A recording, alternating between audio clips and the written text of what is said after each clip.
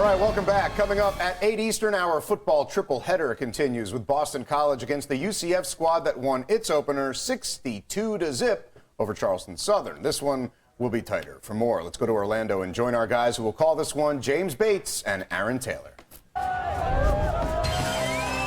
UCF Knight fans fired up, and why not? Coming off of the best season in school history, 11 wins last year and a 1-0 start. They host the Boston College Eagles tonight here in Orlando. Orlando, home of the Backstreet Boys and NSYNC. It's only fitting, it's tearing up their hearts, only fitting that we highlight a young star who's got some great moves, a sophomore, Jeff Godfrey. Jeff Godfrey is an amazing player. He's an explosive player and really burst onto the scene last year with his ability to be able to make plays with his legs. Big game last week, 3 rushing touchdowns for the true sophomore, but he's added a dimension to his game where he understands defenses a little bit better and is able to throw the ball around, so he's truly becoming a dual threat. But this isn't a one-dimensional team. They take the third phase or special teams very, very seriously here, and Quincy McDuffie is among the best in the country with his ability to be able to return kicks and create great field position for this ball club. Well, we've got offense covered, special teams covered, defense, we have to cover that as well, and covering the entire field on defense for Boston College All-American linebacker Luke Kuechly. Well, you were an All-American, All-SEC linebacker yourself, and when you watch this guy play, he is special. As a former offensive lineman, he's the type of guy you don't like to play against because he's always around the football. He's so instinctual. He's hard to trick. He's even harder to block, and he is a name that you're going to hear over and over and over tonight again. He's a heat-seeking missile, and this guy's a good one. Actually, I was just All-SEC, but I'll take All-American as well. I kind of like that, All-American. James Bates. Back to you guys, about to get going here in Orlando. Yes, that's our Hollywood duo, yes, James for Bates sure. and Aaron Taylor. That movie with Adam Sandler, what was it? Waterboy, right? Bobby Boucher. Bobby Boucher. James Bates is in that. All right, let's throw up the guys' earlier picks here as we get set for who they're going to take between BC and UCF. Bruce, you get to go first because that way BJ can't accuse you of following his lead. I'm taking UCF. I think you're going to see Jeff Godfrey go against a great linebacker, probably the best defensive player maybe in the country, in Luke Kuechly. This is a guy who just makes a ton of plays. Talked to Brent Key, their offensive line coach, who was a teammate of Joe Hamilton at Georgia Tech, said actually this guy's going to be even better than Joe Hamilton. Yeah. That's how good he is. That's right. Godfrey's on pace to break all the records that Dante Culpepper set there at UCF. And as great as Kuechly is, and I love him as a former linebacker, they just don't have the pieces, I don't believe, to stop this offense of UCF. So I'm going with the Black Knights as well, or the Knights, I should say. Yeah, they are the Knights, and yes. George O'Leary would be happy to hear you make that pick. He's on the field now, getting ready for kickoff. Coming up at 8 Eastern, BC and UCF. Of course, BC coached by Tom Selleck, and we will be back to Inside College Football right after this.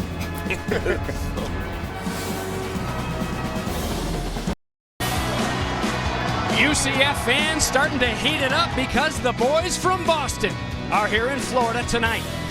And as the sun sets on the Sunshine State, we all know the nighttime is the right time.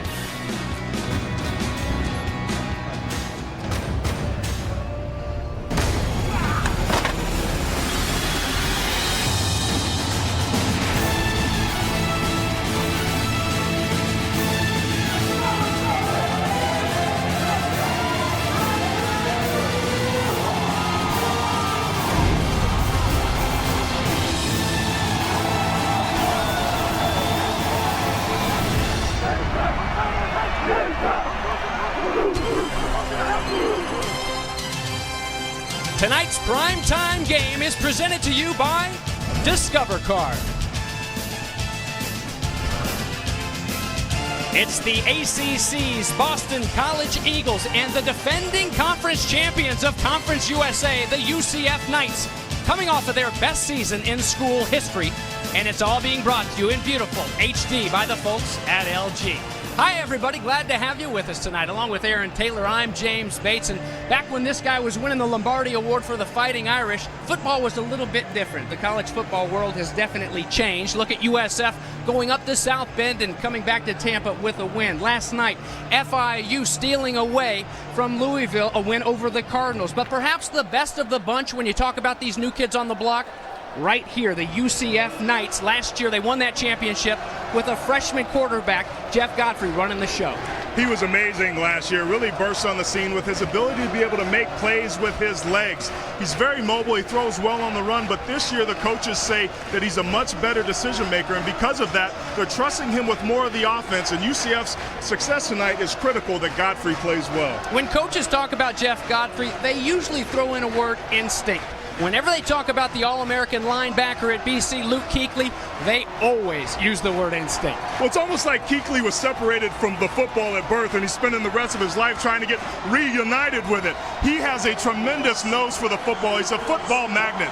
Watch number 40 in white play tonight. He is superior. Led the country in tackles last year with 183. He is a force to be reckoned with. Yes, our college football world has changed, and change a word we all can relate to, especially tonight on the eve of the 10th anniversary of the September 11th attacks. Our lives changed forever, and many lives saved by a former Boston College athlete, a lacrosse player, Welles Crowther. Saved many lives in the World Trade Center, eventually giving his own. He's honored here tonight in Orlando. Down on the field, here's Brooke Collins. When Welles was just 6, James, his father gave him a red bandana that he took with him everywhere he went. 6 months after 9/11, 12 survivors realized they were all saved by the same man wearing a red bandana. Yes, it was Welles Crowther who died in the Twin Towers attempting to save even more. When UCF students heard about the fallen hero, they wanted to honor the former BC lacrosse player by donning that same bandana today. Through social media, they spread the word this week. Students told me today some had to order them online because stores simply sold out. We asked UCF head coach George O'Leary his thoughts on the tribute. He said, "A hero's a hero, and that kid is an American hero." James? Thank you, Brooke. And that gentleman, the head man, a New York City guy. Doesn't he know it? Tonight's opening kickoff brought to you by Bud Light. And with an atmosphere like this here at Bright House Network Stadium, Aaron, I think I'm going to need you to help me out as toe meets leather. BC winning the toss, but deferring until the second half. Ryan Quigley, the senior from South Carolina, set to kick it away to one of the most dangerous return men in the land, Quincy McDuffie, an Orlando product. And I told you it's brought to you by Bud Light. Here, you ready? You ready for me? I'm ready, baby. I'm ready. All right. You know how it goes. You've seen the commercials all day long on college football. Here we go. Yes, sir. We're underway here in Orlando.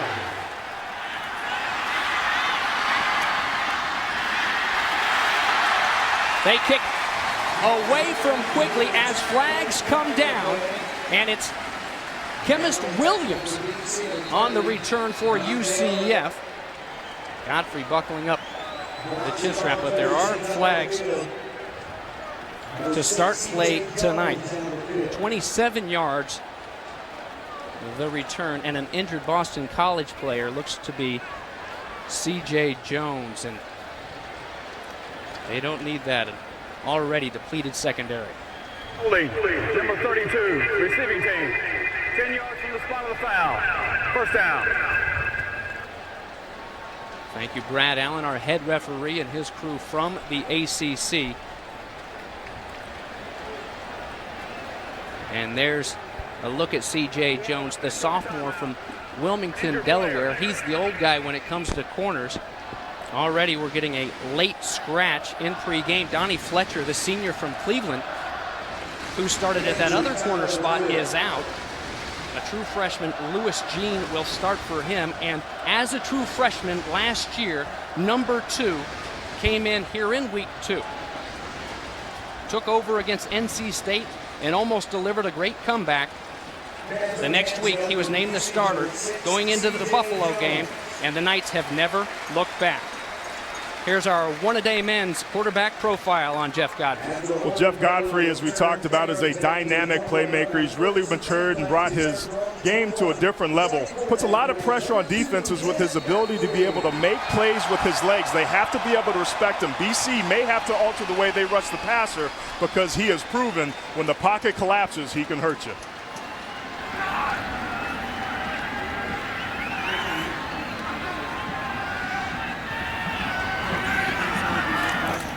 So from the 21-yard line and straight So Quincy McDuffie trying to get out there on the edge. The Knights will all night. Let's take a look now at our Buick starting lineups.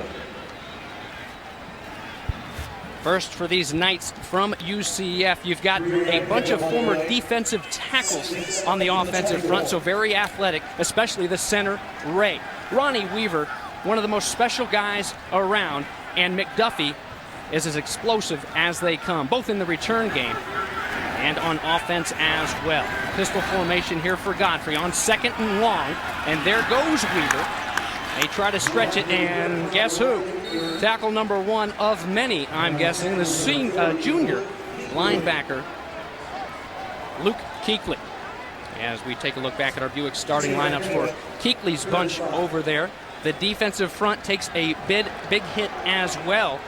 Caleb Ramsey is held out. Max Holloway is a Florida guy trying to have a big day today. DeVito and Pierre Lewis are very active. It's not just Kuechly running the show, maybe the best linebacking core in the ACC. There's Lewis Jean, who makes his first start tonight, the true freshman. Way to go up and get it there. The tight end, Adam Nisley, pulls it down and will be stopped just shy, though, of first down yardage. A 3-yard pickup. They needed 5. Very good first defensive series from BC last week in their game against Northwestern. They were a very static vanilla front. Something they've shown already thus far in this ball game is stemming before the snap. They're trying to cause confusion for UCF up front, and with them going 3 and out, it may just have worked. So the senior punter, Bonner, gets one off to Swigert. Here's the receiver, Swigert, and he's wrapped up in a hurry. 2nd string tailback in there, and Josh Robinson, the starting corner as well. We'll see a bunch of starters for both of these teams hustling down there and covering kicks. Special teams is something that they take very seriously here at UCF. Talking to the coaching staffs, both of these coaching staffs felt that tonight's game was going to be about field position. And when you look at Chase Reddick and what he's done, started halfway through the year last year, had a pretty good game last week, didn't throw a touchdown. They're going to need more production out of him tonight. And play action pass for Reddick. First play out results in a first down as he hooks up with Swigert, a 14-yard pickup. Well, we showed you that one-a-day men's quarterback profile. And the first time in Coach Spaz's career as the head coach that they have had a returning starter through 2-a-day camp.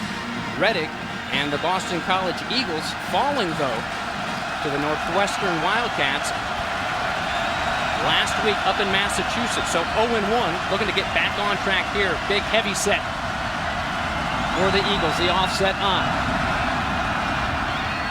And a little bit of confusion at first, and deja vu for this guy, Andre Williams, the backup running back coming into this season. First time he carried it last weekend against Northwestern. He went out 69 yards around the edge. Well, James, one of the things that BC talked about doing is they had to nullify the speed of this UCF defense. One of the ways to do that is run misdirection. So that bobble in the backfield actually helped because it sucked the linebackers up and allowed them to capture the edge. You get those fast guys excited, a little bit too excited, and use that speed against them. Another first down, 2nd one here on the opening drive. Looked like guys left early, and they did, so it will be a first down and 15 for BC. Offense, number 62, 5-yard penalty, first down. While we can, let's take a look at our Buick starting lineups. First, the offense for these Eagles. Richmond is back. The left guard held out of last week's game with the bad lower back. They're glad to have him back out there. We've seen Swigert tonight, and watch out for Williams. Big shoes to fill, of course. Montel Harris, the ACC preseason player of the year, injured and missing this game again. Reddick fires one high into traffic and incomplete, so a 2nd down and 15. Defensively, Aaron told you about the speed, the Buick starting lineups for these Knights of UCF. Davis is very powerful from his rush end spot. Lynham has to be very active against these big bad backs from Boston College. Josh Robinson is a special lockdown corner. He will be put on an island many times tonight and giving the Knights a chance to blitz.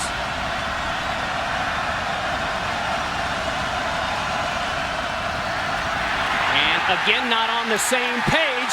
This time, making him pay. Reddick goes down.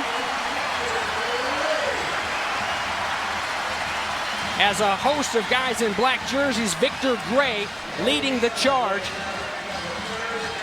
And dropped for a loss. Jonathan Davis was involved in that play as well, and that's one of the strengths.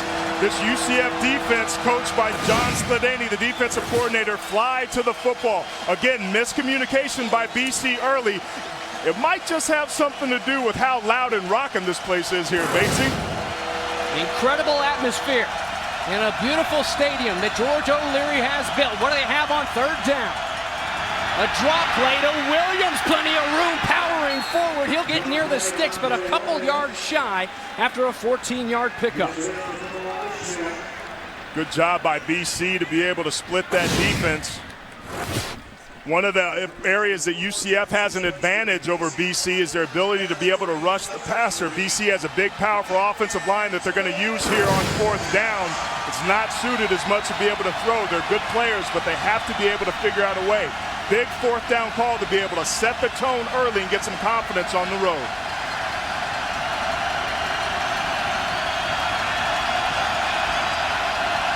Reddick will take it out of the gun. BC needs 3 yards. Fires it strong. What a catch. Swigert again hauls it in. And the 6-yard pickup will move the chains. Huge play for the BC offense.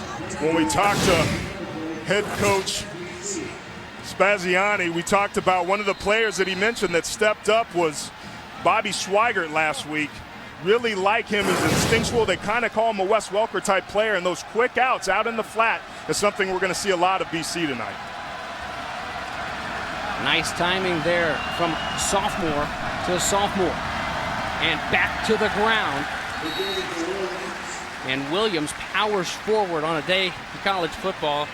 Marcus Lattimore and those South Carolina Gamecocks. You watch these guys running so hard. Vic Ballard at Mississippi State. It's so much fun to watch those horses get behind the big offensive lineman and just have some fun, and that's what you're going to see out of him. There's no question, and as a former offensive lineman, we love that, especially being on the road. You have to be able to dictate tempo. When your coach shows confidence in you, going for it on fourth down and you get it, you got to feel good about yourself. So from under center with 3 wides now on second down, Reddick. Drop back, pucked as he throws it, but it's still caught. First down, Boston College, inside the 10-yard line. Nice catch by Alex Amidon. Great job by Reddick being able to stay in the face of the blitz and get rid of the ball in stride. Very good throw and showing a lot of courage and discipline for the young quarterback in the face of getting smacked. To be able to get rid of that football. That was a huge conversion and something that Reddick showed a little bit of an ability to do last week as we take a look at what this flag is. But right now, this BC offense looks like they were clicking. This play goes against them with a holding call that would crush their momentum. And that's what we've got as we back it up the other way. Look at Chase Reddick's numbers, and it was Reddick. Perhaps UCF dodging a bullet there. Victor Gray gave Reddick a pop right to the face mask. A lot of times that'll be called. Targeting the head. It wasn't. Now it's 2nd and 18 for Boston College. Here's a new back. It's Taj Kimball. Taj, a Florida product, just a redshirt freshman from Fernandina Beach, just up by the Georgia border, north of Jacksonville. Well, James, from a play calling standpoint, in the 2nd and long and 3rd and long situations, when it's been more than 15 yards to go, both times BC has run draws. They're trying to take advantage of those fast defensive linemen coming upfield. It worked once, but that time it didn't. They stayed home, and the way that UCF's defensive line rushes the passer tonight will be critical because they have to be able to stay in their pass rush lanes. Williams back in. He flanks Reddick. In motion is Swigert. Reddick forced to run. He throws it behind his intended target, Chris Pantelli, Josh Lionel, the middle linebacker there on the cover. Tell you what, you can say what you want to about Reddick, but he is one tough cookie. The last play of the game last week, he took a shot trying to make a valiant play, just like he took a shot there. Probably more emotionally heartbroken than he was physically. This young man, as a sophomore, is a tough player. You love that in the quarterback. Here's Nate Freese. Ball will be put down at the 37-yard line from 47 out. It's right down the middle. So Boston College strikes first, but after knocking on the door and stepping it backwards thanks to the penalty flag, they just come away with 3. That's our score, 3-0 here in Orlando.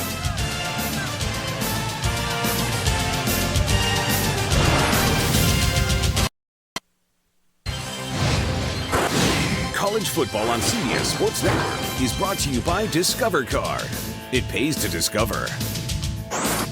By Buick. See real stories of human achievement on the Buick Human Highlight Reel at ncaa.com/Buick. And by One A Day Men's, a multivitamin with more of what matters to you.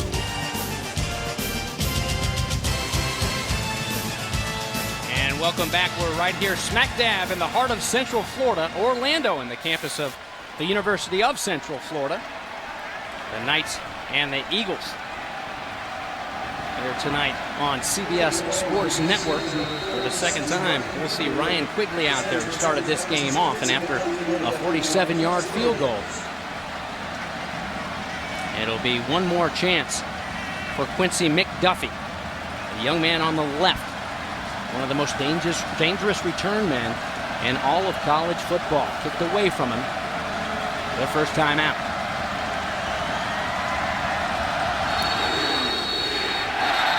And a white jersey across the line early. They go back to Chemist Williams, but this one will come back and be re-kicked. Delay game on the kicking team.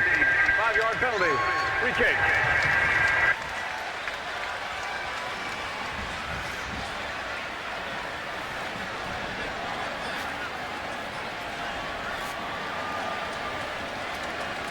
Look at our United States Marine Corps scoring drive. Ate up 5 minutes on the clock. Coach Spaz's crew outrushed 227 yards to 104 against Northwestern. You mentioned how happy they are to get the ball rolling a little bit, and they were rolling on that opening drive, but have to settle for 3 after the penalty. Yeah, when we talked to defensive coordinator John Sladany yesterday, he told all of us one of the things we need to do tomorrow night is be able to get ourselves off the field. We can't keep our defense out there and let these guys eat up big chunks of the clock and wear us down. 10-play drive, UCF's defenses has to get themselves off the field better than that.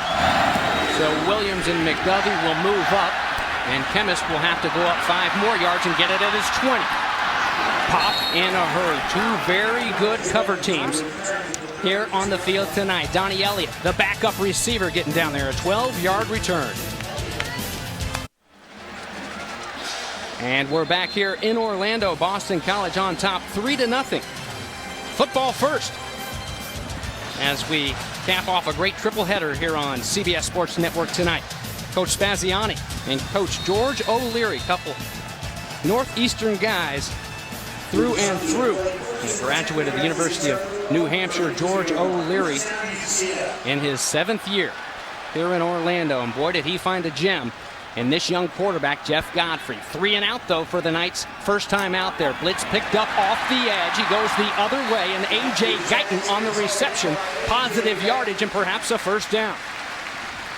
Good job of the blitz pickup that time by UCF, and that's one of the things we talked about Jeff Godfrey, is his ability to be able to throw the football.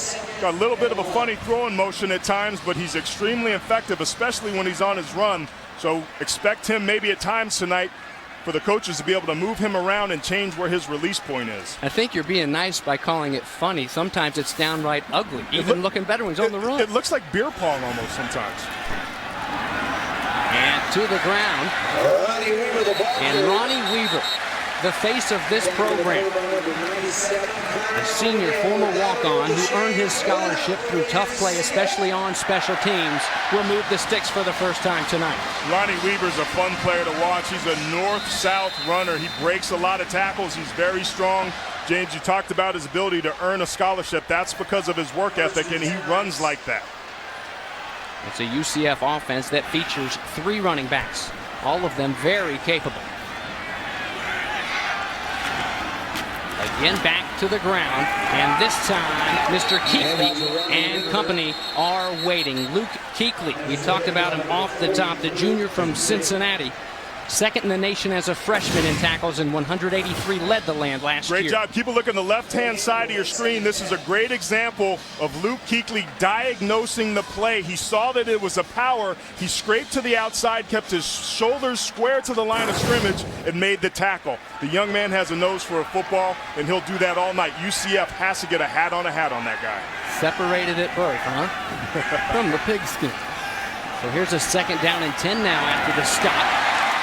And Hugh McDuffie. Godfrey's pass is caught by Quincy McDuffie. As the catch, a pickup of about 5. Coaches told us they wanted to get the ball in his hands about 10 times tonight. Already we've seen it twice on offense. And they'll do that multiple ways, James. We talked to them, and you're going to see him on fly sweeps or speed sweeps around the backside. It's going to put a lot of pressure on those BC linebackers to stay home and not get distracted with their eyes. The defense for BC talked about the importance of keeping eye discipline and not getting fooled with window dressing in motion. A little bit of dressing, a big shift. And blitz shown off the edge. Here it comes, another good pickoff. And here goes the run. Godfrey has a first down as he dives across. The yardage needed. Kuechly brings him down, but not in time. Well, Boston College defensive coordinator Bill McGovern talked about when we're rushing the passer, we have to stay in front of Jeff Godfrey. We can't get behind him because this is exactly what will happen, and that's what puts a lot of pressure on defenses. You can have great coverage and rush the passer great, but you have to have somebody for the quarterback or he'll move the chains.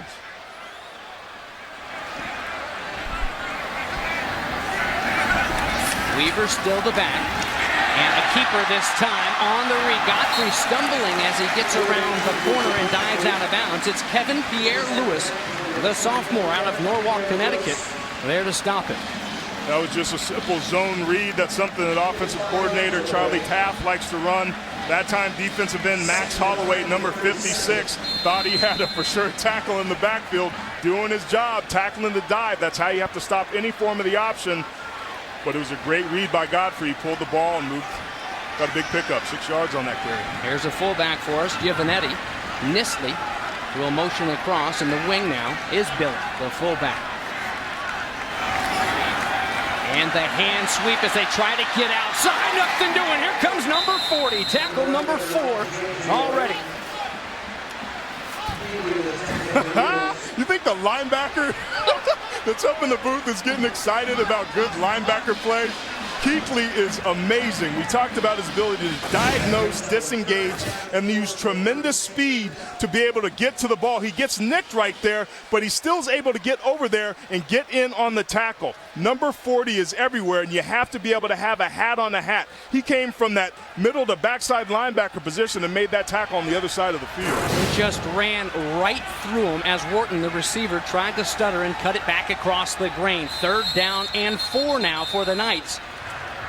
And Coach O'Leary wants to talk it over with the sophomore from Miami's Overtown neighborhood, Jeff Godfrey. He and the Knights are driving. What do they have on 3rd down? The University of Central Florida here in Orlando, Florida. Beautiful day turns into a beautiful night. Glad to have you with us at Bright House Network Stadium, along with Aaron Taylor and Brooke Collins. I'm James Bates. We've got the whole CBS Sports Network crew here, and all watching a big 3rd down and 4 for Godfrey and the Knights now. Plenty of time for the sophomore, and he connects. Kenneth Williams coming across the middle. It's enough for a 1st down, a 7-yard pickup. Kuechly and Louis Jean Jr. trailing the receiver. Good job by the number 1 and number 2 receiver on that side, clearing out underneath, being able to create room for the receiver to run underneath and put some pressure on those linebackers. But third down is something that UCF did a very good job of. And James, again, there's an example of Jeff Godfrey using his arm to make a play and move the chains instead of his legs. Setting that pistol position now, Godfrey with a fresh set of downs. Wharton in motion, play action to Tay Murray. Again, plenty of time, fires across the middle, and McDuffie lays out, but unable to haul it in. Incomplete pass. Brooke, we've had some injuries already for a Boston College team that didn't need it, and you've got to report on one more, don't you? Oh, yeah. You'll notice a little something is missing from the Boston College defense. C.J. Jones got hurt early in the game. They brought him over to the bench. They wrapped 2 bags of ice around his right knee, shin area, and you'll notice he's still sitting on the end of the bench, looking down. He looks pretty depressed. I don't think he'll be getting back in this game anytime soon. Oh, so unfortunate, Brooke. And Donnie Fletcher was a late scratch. He's out, the senior from Cleveland who had 5 interceptions for this defense last year. A keeper here for Godfrey, fakes the pitch, gets a block from Wharton down the field, and maybe the shoe's too big for the young pup here, Aaron. A couple times we've seen him stumble. It will be a first down, though.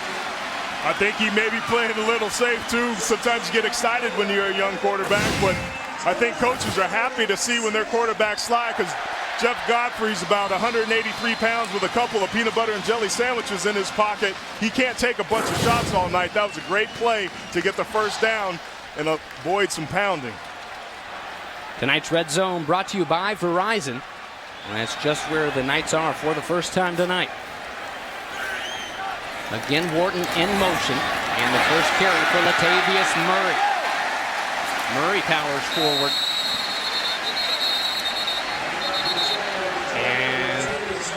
Gets about 6 yards. Part of what UCF's offense wants to do is spread you out, attack your edges, both with the pass and with the run, and then hit you back inside with a power running game. When you take away the Knights' window dressing and formations and the pistol offense and the spread, they're really a down-home, downhill vanilla football team that likes to run the football with power football. Of course they are. George O'Leary's their head man. He is a power football kind of guy. Second down and 4 now. And again, the zone read, putting it in the belly for a long time. A late flag comes down. Aaron, what might be the most impressive thing about this quarterback is to think when he was down in Miami, at Miami Central High School, he never pulled it out of somebody's belly. He never had to run a zone read. It was just shotgun and either throw it or take off running. And he has learned this offense in such a hurry and doing a great job. And that's what the coaches have been so impressed with. Second down. And the holding call going to take the Knights the wrong way. Chris Martin. And that's what the coaches have been so impressed with, was his ability to be able to soak up the information of the offense. They were very limited and still had a tremendous amount of success last year offensively, but Charlie Taft, the offensive coordinator, is very happy now because he can open up more of those pages in their playbook. And this offense, they expect to get better and better. Well, the offensive coordinator that calls for 2 big backs now, split backs. And they'll take it the way of Weaver. Good blocking on the edge, but an even better play defensively. Outstanding job there by the cornerback. Jim Noel, the safety rather, takes on a block and comes off and makes the tackle.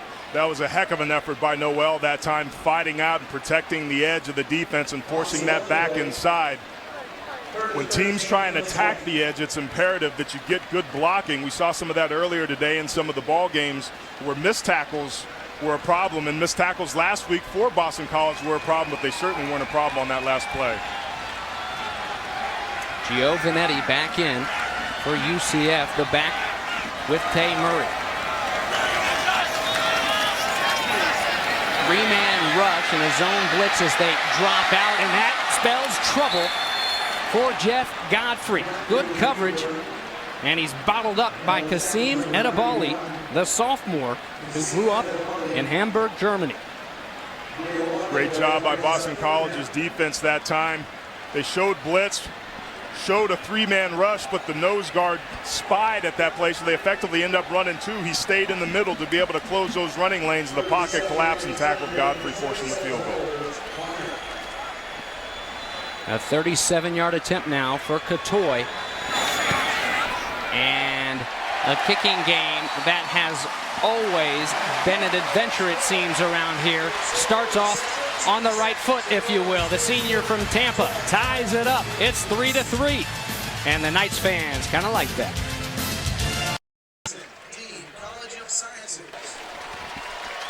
Back here in Orlando, and you can join us Monday at 8 Eastern as we take a behind-the-scenes look at Tulsa football. It's College Football Confidential with Tulsa exclusively on CBS Sports Network. Football first. Well, the Golden Hurricane running into a bit of a buzzsaw at Norman in Week 1. They get a win today to take it to 1-1. Here at the end of the month, Aaron, our crew will be up in Boise.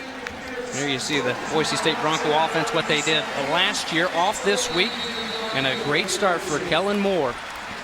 And that Bronco offense and defense as well, taking down Georgia to start the season. Parents' weekend here. And didn't we feel it coming into Bright House Network Stadium? Yeah, there was a tremendous amount of energy here. The stadium's rocking, it shakes a little bit. It's hard to not get excited. And for BC, these are the types of games that you want. This is their first road game of the year.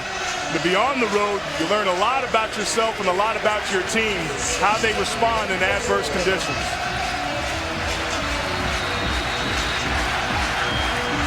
Folks at home, do not adjust your screen. That is the stadium that is rocking and rolling.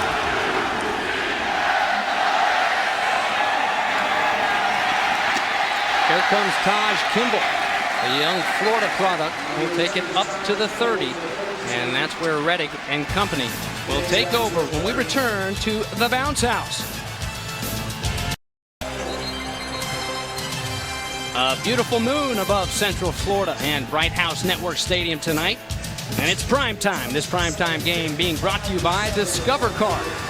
3-3. Our score, second drive of the night for Chase Reddick, the sophomore quarterback.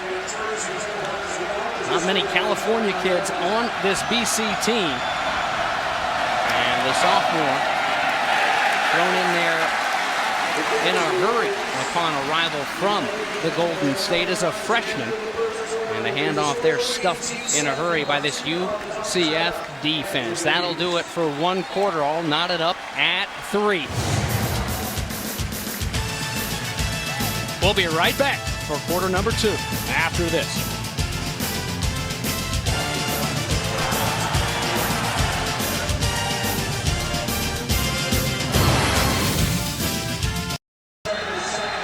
Here on the campus of UCF, tied at 3, we begin the second quarter of play. A second down and 9 for the sophomore, Chase Reddick. Drop back pass, a stunt up front, picked up, but here comes the pressure late on Reddick, rushed out of bounds. A short gain. Well, behind him there, another sophomore, Andre Williams. It was supposed to be Aaron Montel Harris, the preseason ACC Player of the Year.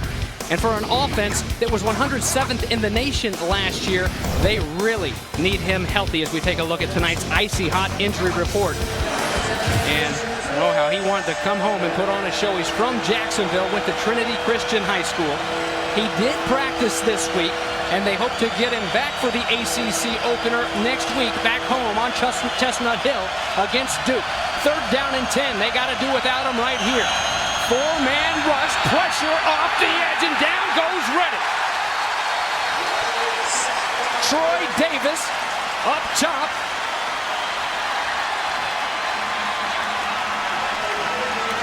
And LeBrendan Richardson as well. Big stop for the night D. Great job by UCF being able to get after the quarterback with only 4 rushers. That means that they have 7 defenders in the backfield to drop into coverage. Reddick had nowhere to throw the ball. That is a quintessential sack up front for those D linemen. Great job by that unit. High punt by Quigley. Robinson with the fair catch at the 40-yard line. Well, we told you about a special person off the top and with some very special guests. Brooke Collins right now. Yeah, guys, I'm down here on the field with Paige Crowther and Honor Fagan, sisters of Welles. Guys, such an amazing man, 9/11 hero, really. When you heard of what he had done for others, did it surprise you at all? Not at all. No, he was a very strong-willed guy and definitely dedicated to service for others throughout his life. So certainly not surprised. No, not at all. Yeah, he was selfless and always wanted to do stuff for other people, whether it was a child who needed cheering up or somebody needing a door held open for them. So I know your parents are in New York, of course, this weekend, but you accepted the invitation to come here from the UCF family. How has this outpouring of love affected you from many people you haven't met and never will meet? Yeah, when I first heard about the UCF reaction, I just thought, it's such an honorable way to really put a tribute for his legacy. It's unbelievable, and to not know any of these students, Honor and I are both BC graduates, and to come from BC down here and be invited to participate in this, it's really incredible. It's certainly a testament to their sportsmanship and their unity and respect for 9/11, for Welles, for all the families who have lost anyone. Honor, I know it's a tragedy. You think of him every day, but if there's one thing we could take away from this, what would it be? it's just that his story continues to grow and touch people, and hopefully everybody that has learned of his story is thinking, how can I be a better person, and how can I live like Welles did? Like that very much. Let's all be better people. What do you say, guys? Wonderful, Brooke. And after a big pickup by Bryn Harvey, here's a shot in the back for Quincy McDuffie. And what a wonderful job by the two sisters. And Honor saying it best, touching the lives of so many people. And Welles Crowther and so many others that we lost on September 11th, their spirits live on. And it shows with all the red bandanas here in the house tonight. Thank you very much, ladies. There he is, former Boston College lacrosse player. And for those of you who weren't with us off the top, working in the World Trade Center in the South Tower, and many times ran back up to save many lives, numbers between 12 and 18 people. And it wasn't until well after. Illegal block in the back, number 82 of the offense. That penalty is declined. Going backwards for Knights. Blocking below the waist, number 3 But well of the after the offense. attacks, Aaron, that the Crowther family put pieces together from stories that floated around through various publications and realized a man in a red bandana had done such wonderful things along with so many others up there. But because of that red bandana, they were able to put a name to these stories. And that has to feel good to know that your son and your brother passed and went doing something special and making a difference. And he truly, truly did. So now a first down and very long, 26 to go for Godfrey and the offense. A little bit slippery there in the backfield. Fires a shot to Quincy McDuffie. The catch is made. Wow, what a nice pickup. How about that gun? Quincy McDuffie, old number 14. We're calling his number a lot tonight. Charlie Taft, the offensive coordinator, as we mentioned, wanted to be able to get the ball into his hands a lot tonight. McDuffie's only 5'10", but he's very tough for his size. Does an excellent job having the concentration and wherewithal to be able to focus on the ball, but also keep his feet in bounds. That's a very heads-up play by the junior. Knights want to be hurried on the snap tonight, maybe a little bit quicker on this one. Not so sure that foot was down, but they get the play off, so there will be no review. And on second down, a nice little pickup. Real quick, let's send it to Brent Stover from the Inside College Football Studios in New York for an update. All right, guys, at the Big House, Notre Dame opening 2 drives, both end with touchdowns. Sierra Wood from 4 yards out. Denard Robinson has just thrown an interception. All Notre Dame by 14. Well, thank you, Brent, but come on, I got to live with this guy up here in the booth. Here come the Irish. All-American lineman Aaron Taylor up here with me. These Irish are back right now anyway, playing under the lights and hooking up there, and a great job on the break and the open field tackle. Donnie Fletcher back in the game. We were told that he wouldn't even suit out tonight as his backup, a true freshman, started, but there he is. You have to wonder if C.J. Jones going down maybe changed his mind. Maybe he was a player that had been nicked up, and you hate to speculate about what's going on with a player, but we were told before that he wasn't going to play, and Here he is. 11:03 left in the first half, and a big call coming up here on 4th and short. Big 4th down. It took the timeout to decide. 2 yards needed here for the Knights out of the gun. Little misdirection, stopping on a dime and taking it upfield. Well, as that play, the sophomore will move the sticks. Great job by Jeff Godfrey on that time. The Boston College defense started to load up on the right side towards the top of your screen. They knew it was coming, but they overplayed it. Nobody played the quarterback. Jeff Godfrey was able to read that, get north and south, and move the chains. That's the maturation of this young man. We know he's dynamic with his legs, but he's becoming a better and better decision maker. Harvey's back in the game now, the junior from Largo, Florida. Has 1 carry, now 2. First one goes 18. This one about 5 yards on first down. And on the stop. Jeff Godfrey's been kind of doing everything tonight, making the plays that he needs offensively. First starting out with his arm, getting comfortable throwing the underneath passes, playing nice with other and distributing the football. But where this young man is special is making plays with his legs. The defensive side of the ball for BC has to be able to know where number 2 is and be able to account for him because he's hurting them. 3 rushing touchdowns last week for the sophomore quarterback. It was an offense that ran it in the end zone 8 times, a UCF record.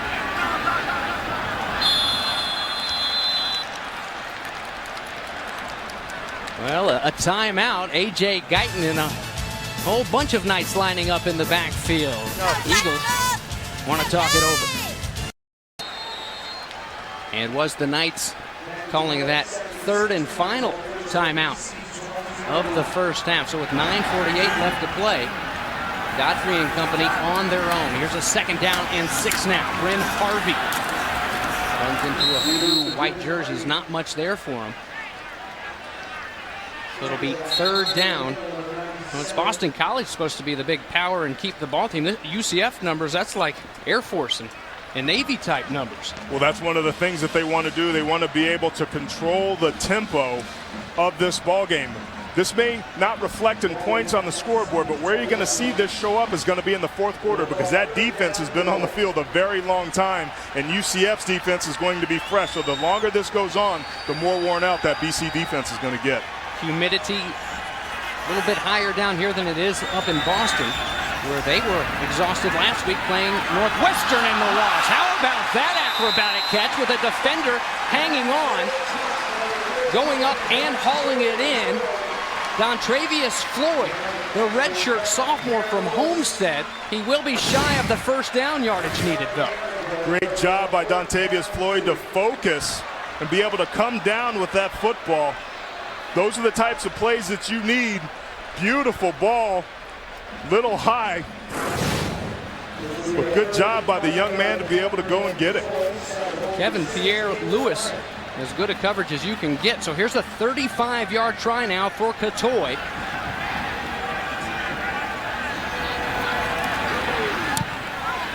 Nice job getting it down by Bonner, the holder. A rocket coming back there. He puts it down, and Catoy puts it in from 35 yards out. His 6 points have the Knights on top. UCF up 6-3 in Boston College here in Orlando tonight, trying not to go back to Chestnut Hill at 0-2. They started the season last weekend with a loss. Northwestern coming to town without their starting quarterback Persa, still injured, and Kane Coulter does a great job on the ground and through the air. The 10-second run-off rule, a new rule in college football, came into play late in this one. Boston College a chance, trailing by 7. They had what would have been 3 plays. It turned into 1, and it will be those Northwestern Wildcats of Pat Fitzgerald at Army next week, Saturday at 3:30 Eastern in West Point. It's college football exclusively on CBS Sports Network. Football first. Gary Thorne and Randy Cross on the call. Randy Cross, well, he's got it made. Doesn't get to go to all these service academy games. Great young men and women rubbing elbows with every week. Here comes Taj Kimball. And Kimball, the backup running back, pulling the pile. A flag comes down as he pulls him across the 25-yard line. It is a 25-yard return, but let's see what this flag is for.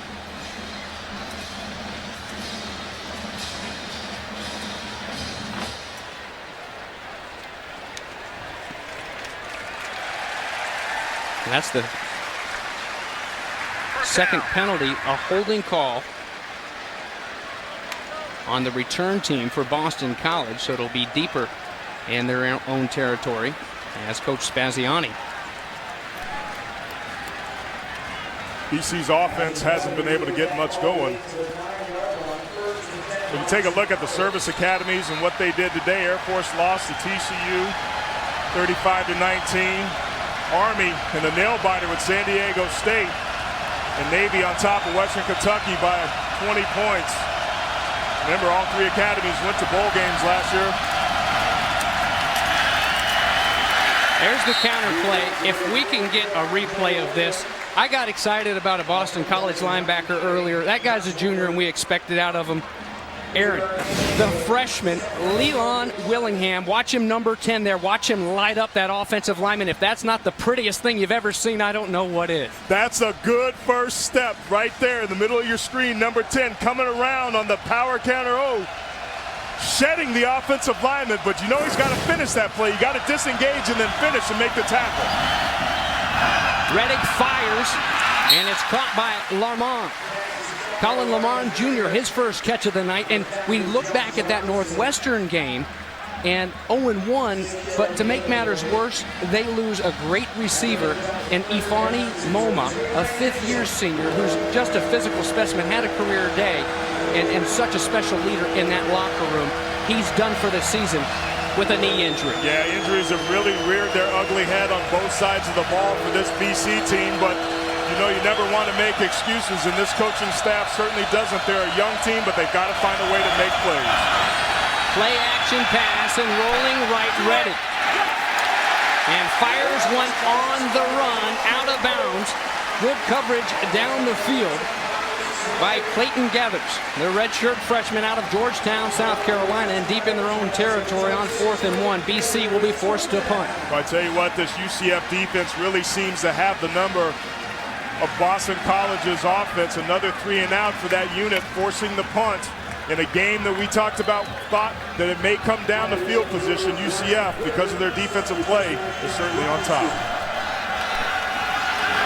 Colton McDuffie is dangerous on the kick returns, and the punt return is on for Robinson, but he'll call for the fair catch. Outstanding field position to start for Godfrey and the offense right at midfield.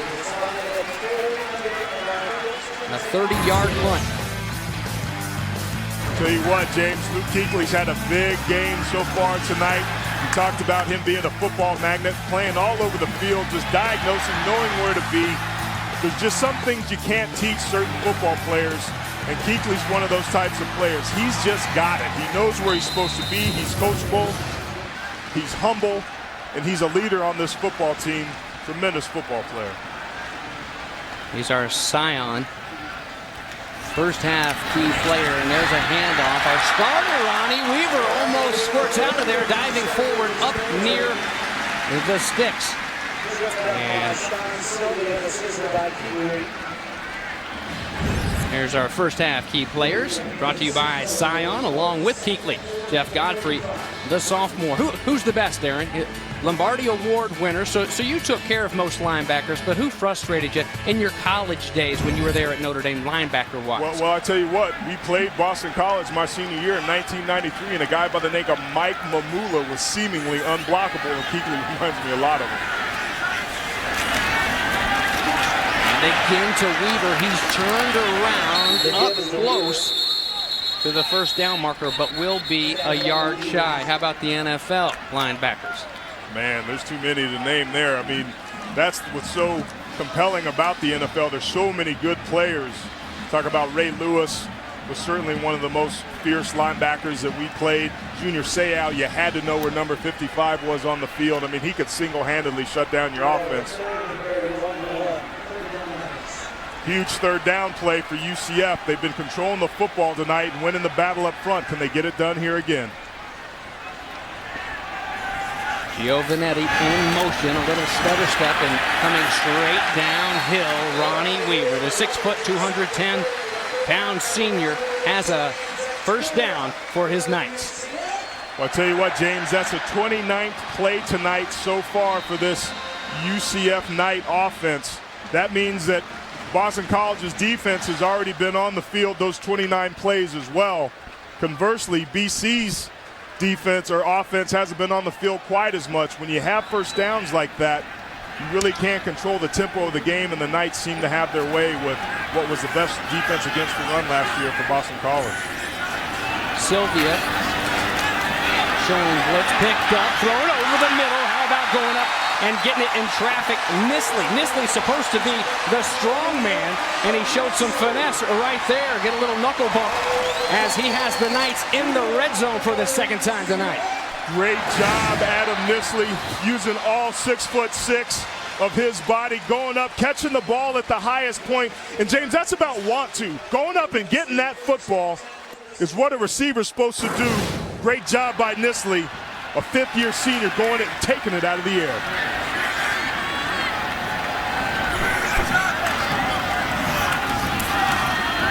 And he rides it as he hands it off to Weaver, does Jeff Godfrey, who's now 10 of 11 for 69 yards. Very controlled passing game for UCF tonight. They're not taking a whole lot of shots downfield, but they're effective with it. And it's those decisions and the ability to be able to open up the offense. It's that passing game. Even though they're short yards, they're still very effective and effectively become runs because they're high percentage throws. Good shot of Charlie Tapp, the offensive mind over there on the sidelines. And again with the zone read, and about the same result. Not much there, so now a third down and long for Charlie Taff and Jeff Godfrey and these Knights on offense. Great adjustment by Boston College that time on the run blitz, sniffing it out, sending linebackers through, filling gaps, hat on a hat, getting your head in there, makes the right tackle miss. Nick Pichelle, good job and good play call and execution by that Boston College defense, and that may be something that they've lacked. They've kind of been on their heels tonight. Maybe Boston College needs to get more aggressive and start attacking UCF instead of sitting back and waiting for them to see what they can do. Godfrey needs 9. Not much rush there, but good coverage down the field intended for A.J. Guyton. But it's Donnie Fletcher who looked pretty good on that play. If that's not 100%, it's scary how good he can be when he's out there with a fresh set of wheels. I think he was sandbagging the coaching staff. That was a heck of a play that he made, and a great job by BC's defense to get themselves off the field and force a field goal. It was third down, and one of the adjustments they're making is they're spying. They're not rushing on third and long situations or passing downs that they think are going to come because they don't want Godfrey to be able to hurt them, and it worked on that one. Again, Catoy 2 for 2, now 3 for 3 as the 32-yarder goes through. Told you the UCF Knights in the opener against Charleston Southern had 8 rushing touchdowns. Neither team could get into the end zone tonight, but the Knights are on top. The eve of the September 11th terrorist attacks on our country. We all remember tonight, and remember that gentleman right there. As a great defensive end at linebacker U, Penn State, and a defensive mind. He spent 15 years there on Chestnut Hill, many as an assistant, 10 as a defensive coordinator. And Aaron, it's been this Boston College defense that has stiffened down in the red zone, holding UCF to 3 field goals, but they have got to get something going here with 2:50 left in the first half offensively. Yeah, no question. They've been bending but not breaking. But remember, BC is a touchdown away from being in this ball game. Their defense is holding them and giving them a shot, but they've got to get something going offensively to get back in this game. Reddick and company will have to do it from the 20 as Kimball takes a knee. Coming up on the Verizon halftime report, Brent Stover, Brian Jones, and Bruce Feldman will have first half analysis and look at the scores and highlights from around the country. What an exciting day it has been so far. We're just getting warmed up here in Central Florida. The lights are on in the big house where my man Aaron Taylor played a few times, but never under the lights for the first time ever. The Auburn Tigers, you talk about guys playing hard. They played so hard in the big win over Mississippi State today. And here comes the hard-charging Andre Williams on a first down. Great tackle there by Jonathan Davis, one of the strongest players on the team, not the biggest player. 5'9", 199 pounds is what he's listed at, but he's a converted running back. He's a fiery guy, one of the team's leaders, and the reason they moved him to linebacker is because they said, hey, he's too good of a player for us not to be able to find a place on the field. And with the depth they had at running back, they decided to put him at linebacker, and it's worked out great. He's fun to watch. His defense now needs a big stop. 2nd and 2. Williams will carry the pack for a first down.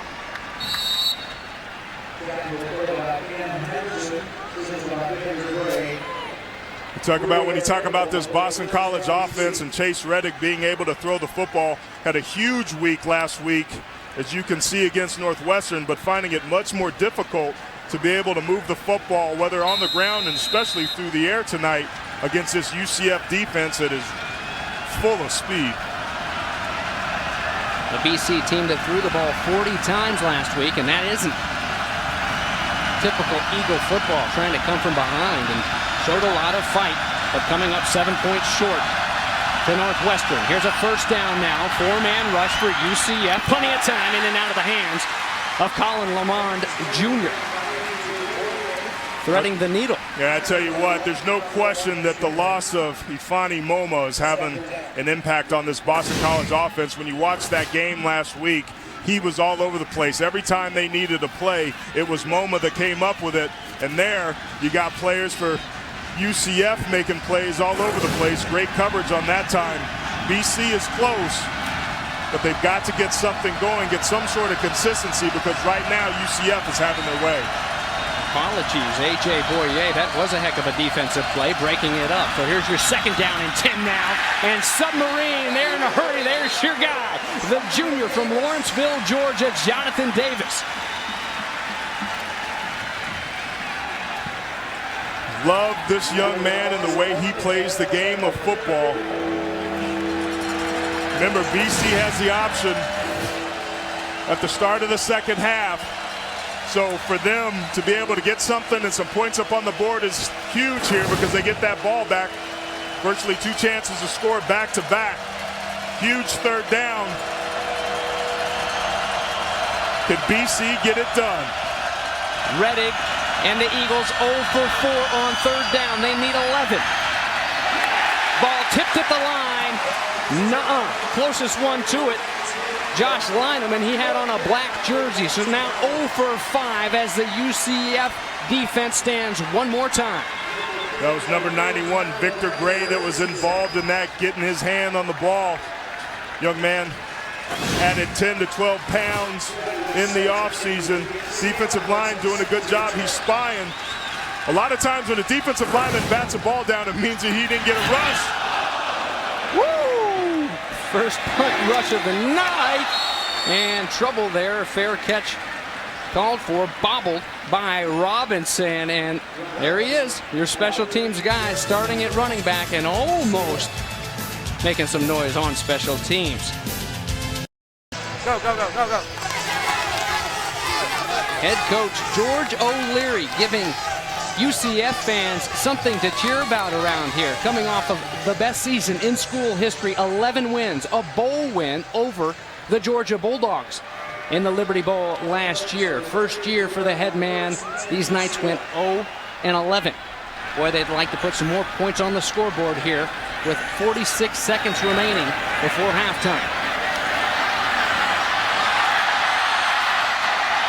Godfrey able to make a little something out of nothing, doing what he does best, but still that clock will run. No timeouts left for the guys in black. Little jitterbug. You got to understand why Charlie Taft and this offensive staff wants to take some shots, but you have to protect the football here. It's great trying to score, but you have to protect the football first.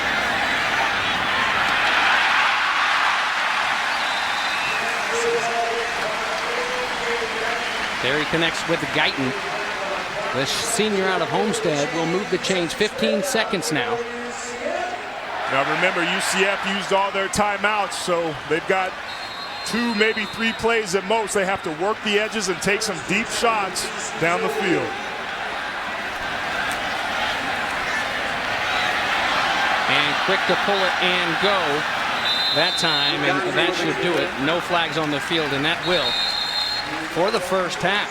So after a 62-0 shutout for these Knights right here at Bright House Network Stadium to start the season last weekend, they're kept out of the end zone but lead the visiting Boston College Eagles by a score of 9-3.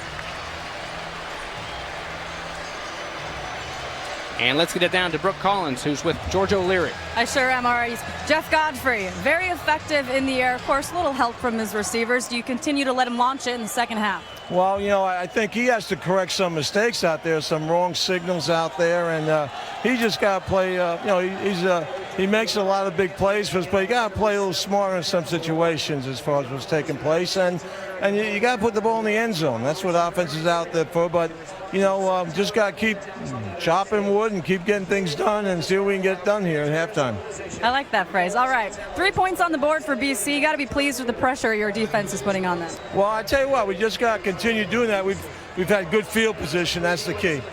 Thanks a lot, Coach. James, back up to you. Well, thank you, Brooke. It's a 6-point lead for George O'Leary's UCF Knights. After the break, we'll send you to New York for the Verizon Halftime Report. You're watching Primetime Football, presented by Discover Card, exclusively on CBS Sports Network. Football first. Welcome in for the Verizon Halftime Report. Brent Stover, Brian Jones, Bruce Feldman, been here all day long. Great football. And how about our capper in prime time? And how about the defense of UCF? They lead 9-3 over BC at the break. Yeah, this is a game UCF has to win. Obviously, getting a non-conference game at a conference, ACC opponent, beat them on national television. It's a great stage for them. And you look at BC, they're missing their number one guy, Montel Harris, at the running back position. Andre Williams is a capable backup, but Ifeanyi Moma, the number one receiver, he was out, got hurt last week in the opener versus Northwestern, so they're lacking a lot of their firepower on offense. The defending champs in Conference USA and winners of the Liberty Bowl off to a good start. The Knights of UCF. Take a look at the highlights, and UCF fans on both sides, honoring former BC lacrosse player Welles Crowther, passed away on 9/11, helping people to safety in the South Tower, ended up perishing, and he always carried a bandana. In the game, Jeff Godfrey, 7 yards on this run. They would set up a field goal, tie the game at 3, then Chase Reddick sacked on 3rd down. And that would lead to a field goal on the ensuing drive, 6-3. Not a ton of highlights. It was 6-3 at that point. We've seen 4 field goals. Godfrey, 10 of 12 through the air so far. Back here in Orlando, where tonight's primetime game between Boston College and UCF is presented to you by Discover Card.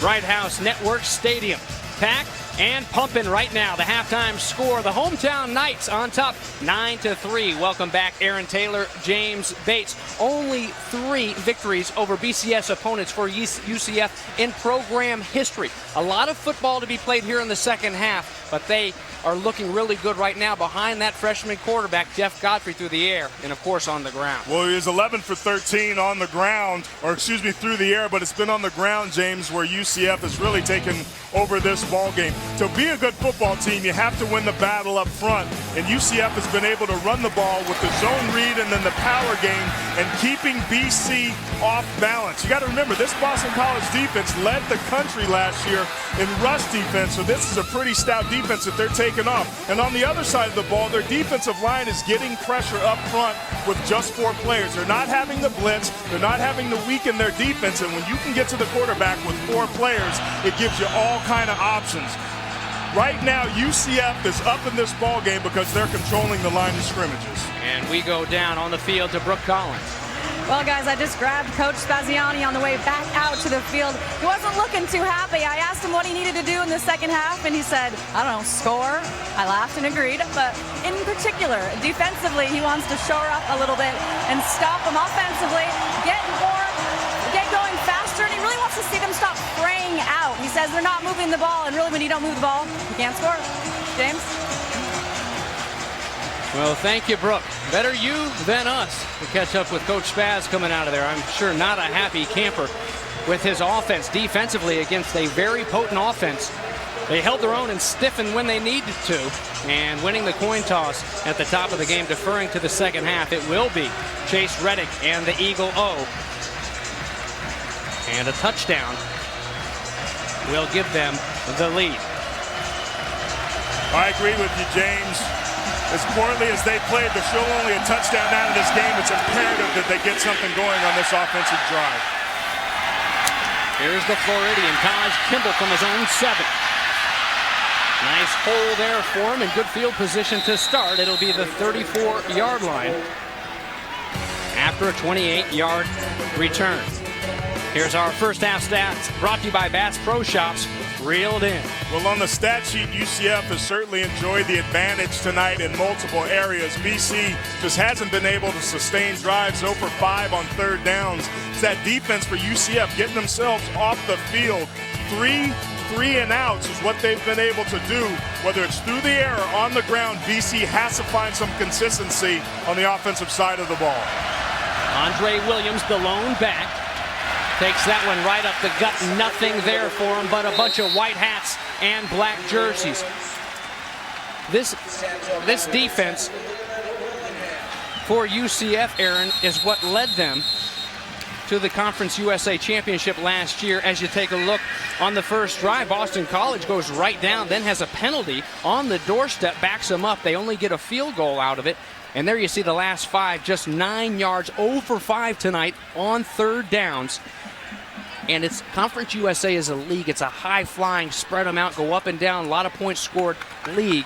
And isn't it funny how last year the champion, when the dust settled, was the team that played power ball and some defense here in Orlando? Yeah, there's no question. This UCF defense was 8th in the country, only allowing 108 yards per game against the run. So, yeah, there's a lot of speed on this defense, but there's a lot of tenacity up front as well. BC can ill afford to have another injury, particularly on the offensive line to Mark Spinney. Started last year as their offensive center. As an offensive lineman, getting rolled up on the pile is your worst nightmare. The best thing for you to do in that situation is go limp, but you see he's got those 2 big knee braces on his knees. To all the young high school players out there, trust me, it's worth it to wear those knee braces. They've saved my butt more than once, and as Mark Spinney walks off the field there, you hope they saved his butt too. Spinney, the senior, and as you mentioned, he is the center, so it will be Andy Gallag, the redshirt freshman from Evergreen Park, Illinois, practicing snaps over to the side with the sophomore Chase Reddick.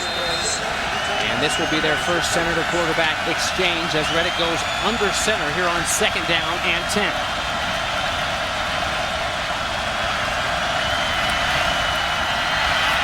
Reddick fires, and ball is caught by the tight end, Pantelli. So, first snap okay, center to quarterback. It's where it can be an adventure. We've seen shotgun a few times from Reddick tonight, too. Yeah, there's no question. I like that last play, though. I think what BC needs to do, last week they had a tremendous amount of success throwing the football out on the flats and short controlled routes. Reddick is really comfortable in that position. They don't need big plays, but they need to get 4 yards here to get the first down and utilize the tight ends or maybe a running back out of the backfield. Showing blitz and coming. Here come the Knights, picked up nicely. And the pass is caught. Reddick goes to Lamont Jr., and for the first time on third down tonight, the chains will move. A fresh set of downs for BC. I can't tell you, being out in midfield, what that can do for an offense. Great job by Lamont Jr. to read where he needs to be. Just does a simple stop route or a stick route. He knows where the sticks are. He knows where he's got to get the first down. He sells the deep route in the vertical on Josh Robinson. and is able to make the catch and get the first down. Simple pitching and catching. BC needs to simplify and relax and execute. Reddick changing the play at the line. Knights again with the blitz. Again, a good job up front by Boston College. Going up and over the top. Clayton Gathers. And Reddick wants an interference call, but won't get one. Looked to be a little bit early, did the redshirt freshman from Georgetown, South Carolina. I agree with you, and coaches really like that, Clayton Gathers. What he brings to their football team. They think the young man has potential to be great. The redshirt freshman out of Georgetown, South Carolina. There we go, Reddick. You need your quarterback at that position to be fiery. The team is going to follow him. They go outside, stretch it out there, and powering forward. Andre Williams, a nice finish after he was hit 2 yards shy of the marker, but this power will move the chains. And another first down, their second on this drive to open the second half. I mean, if I was offensive coordinator Kevin Rogers, the first question I would have talked to my group at halftime would have been, guys, up front, what do you like to run? What can we run? What do you feel comfortable with? Chase Reddick, what can you run? What do you feel comfortable with? Right now, this is the best drive of the game that we've seen for BC, and they're simply executing. Both tight ends in the game, and they will block for Williams. Williams running with a purpose and a lower pad level right now. And A.J. Boyer there on the stop, but again, a 5-yard pickup on first down. Great job up at the top of your screen. They're trying to get to the outside edge. UCF is packing inside the box, but they're getting physical, as you see right there. Number 83 for BC doing a great job. Alex Amadon of driving the defender, Leland Willingham off the side. You need physical play on all sides of the ball. And a good open field tackle there by Robinson up close to the first down marker. Lars Anderson on the reception. I think it will be just shy of the first down. Here you see this drive has gone 7 plays, 35 yards. And remember, after the first drive of the ball game, going 40, it had only been 9 yards since then. So very important for Spaz's crew to come out and to come out strong out of the locker room. And I think the adjustment that they're making is they're attacking the edges on the perimeter of this UCF defense, something that they didn't want to do because they were afraid for the speed. But what UCF was doing, James, is they're loading the box, putting a lot of hats inside there, and they're getting caught up in the wash, and the linebackers are having trouble straight to the outside. And twice to the left of that offensive line, they've been able to find some pay dirt and then, of course, connect on some short passes to move the chains as well. They're balanced right now, they're relaxed, and they're executing amidst a ton of injuries at a lot of positions on offense.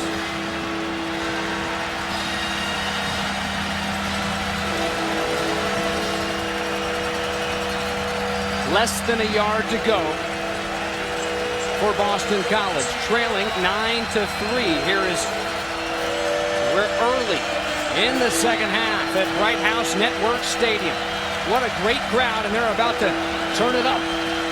Trying to make some noise. When you're on the road, you got to pack your running game and your defense. BC needs to control the line and get this first down. Trouble with the snap. There you go. Ball looked to come out. It will remain BC football as Reddick got it back. He mishandled the snap. Remember, an injury to the senior Spinney, and it's a new freshman in there on this drive. That's a critical mistake. It looked like Reddick was able to get the football, but there was no movement up front by that offensive line, and they're going for it. You got to remember, this BC offensive line, that's their bread and butter. That's what this school is known for. BC needs to be able to get this. This is a huge play. High backs, first time tonight. Power. Helmet to helmet. Looks like they stopped him. Well shy of the first down yardage. Darius Nall in there first.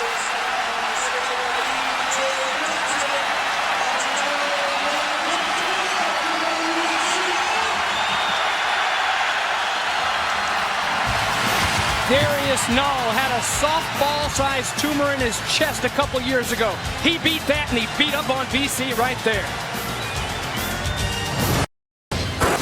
College football on CBS Sports Network is being brought to you by the United States Marine Corps, the few, the proud, the Marines. By Geico. 15 minutes could save you 15% or more on car insurance. Visit geico.com for a free rate quote. And by Macy's.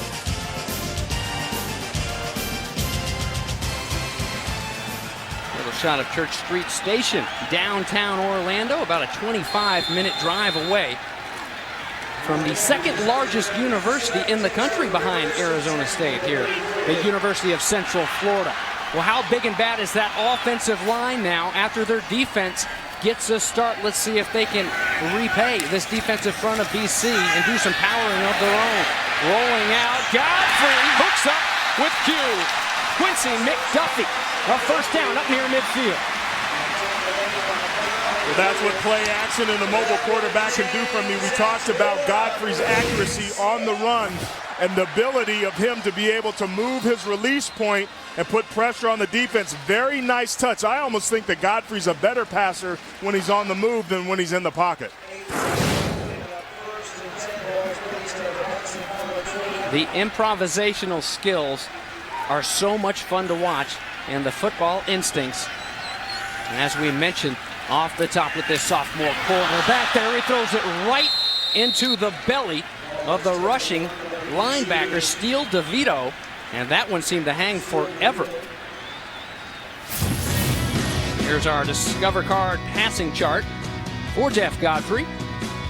He's done a great job in the short passing game, nothing really intermediate, but those 1 to 6 yard pass plays effectively end up like runs. That's what allows UCF's offense to stay on the field so much and create some balance on their offense. It hasn't resulted in a lot of points, just 3 field goals, but they're controlling the football.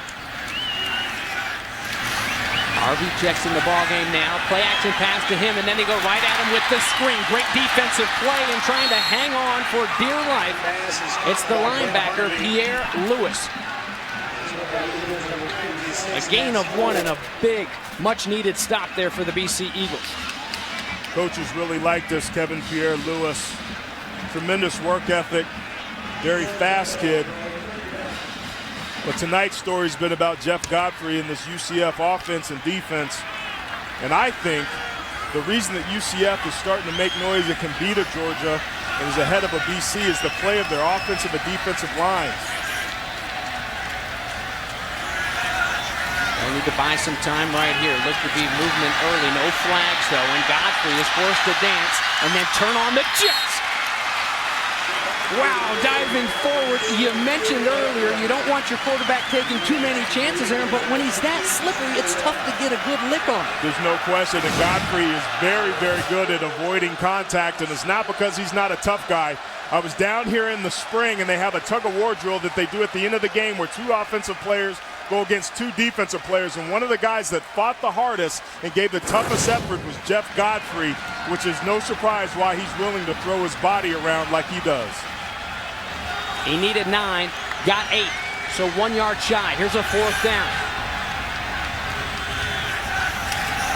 Low snap, Godfrey goes down and gets it. And a little payback, a stop for the BC Eagle defense. We saw it down at the other end as BC was driving, and now it's Coach Spaz and his guys getting the ball back in their hands. I understand that play call, James, because the offensive line for UCF has been taking over. But it's just those types of plays that can really re-energize BC. That's a huge stop for their defense. They got to feel good, and it was Kuechly, of all people, that got in there and made that big 4th down stop. I almost wonder if that's an unnecessary risk that UCF took. BC with the big stop. Can they get back in this game? Coming up.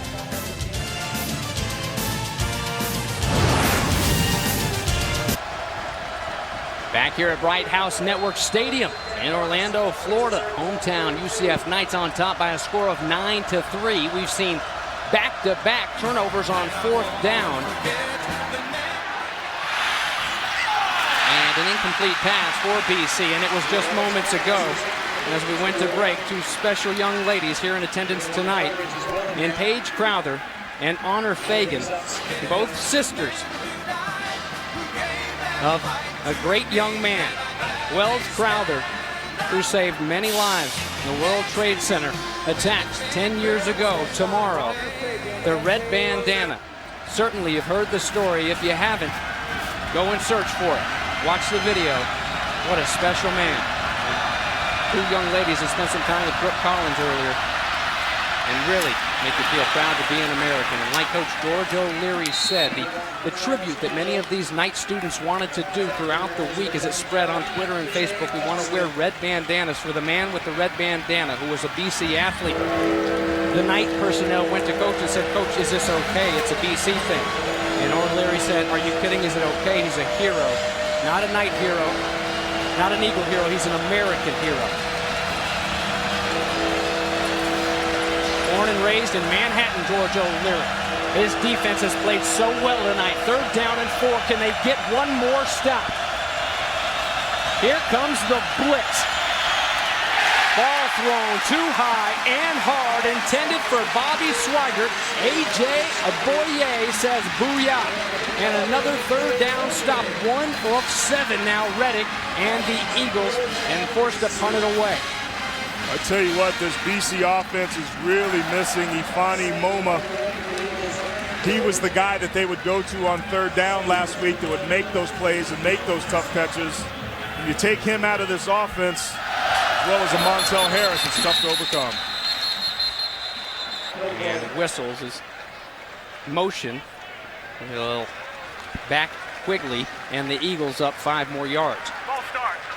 Offense, number 19. 5-yard penalty. 4th down.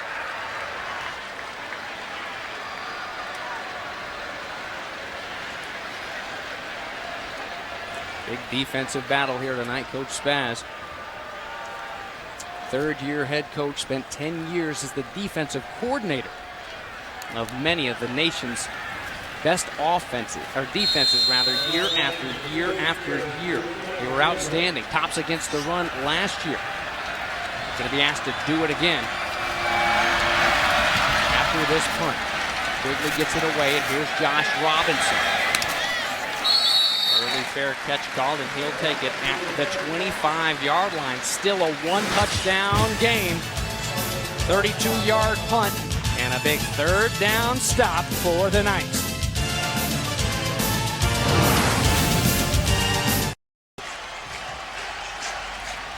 Making a little bit of noise here in Bright House Network Stadium. Some Trick Daddy for you. He's a Florida guy. We're deep in the heart of Central Florida. Jeff Godfrey knows all about Trick Daddy, both from the bottom, Miami Central High School to be exact, for this sophomore quarterback, and he'll hand it off to the senior. First play on this drive, but not the way the Knights wanted to go. A loss of about 2. There's Kuechly one more time, along with O'Neal. Unofficially, we've got Luke Kuechly at 11 tackles, and that's 24 straight games that Kuechly has had double-digit tackles. That last play was a perfect example of his nose for the football. Just runs through on a run blitz, smells it, is able to disrupt and be in the backfield almost as the running back is getting the ball. That's the types of heads-up play that you want out of your linebackers.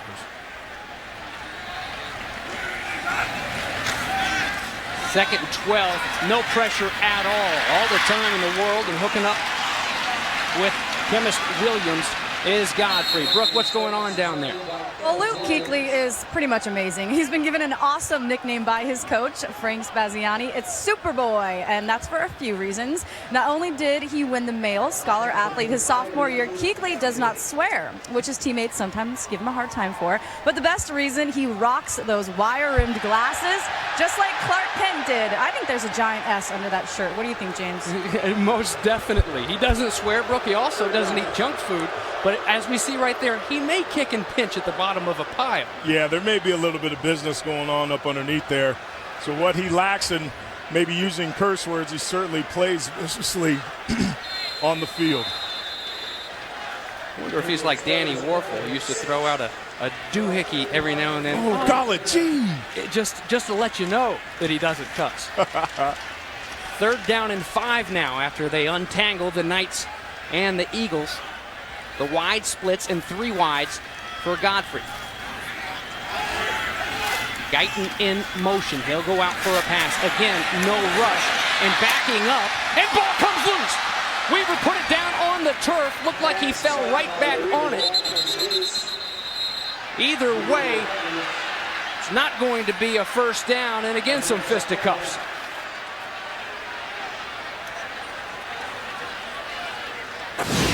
Both of these teams are frustrated. Weaver's got to be very careful. Again, UCF using those swing passes as runs. Those types of plays can break ball games wide open. If BC had come up with that ball, they would have been in great field position. Remember, they're only a touchdown away from not only being back in this game, but being ahead. BC has to be able to create a turnover, get themselves off the field defensively, and get something going on offense. Or, hey, maybe show UCF what it's like to return the ball in the kicking game. Wow, this isn't going to help BC's chances. Bonner sends it booming over the head of Swigert. A great job just to haul it in and not give it back to the Knights. A 55-yard punt for the senior, David Bonner. The North Kakalaka kid with the big foot to help out his D.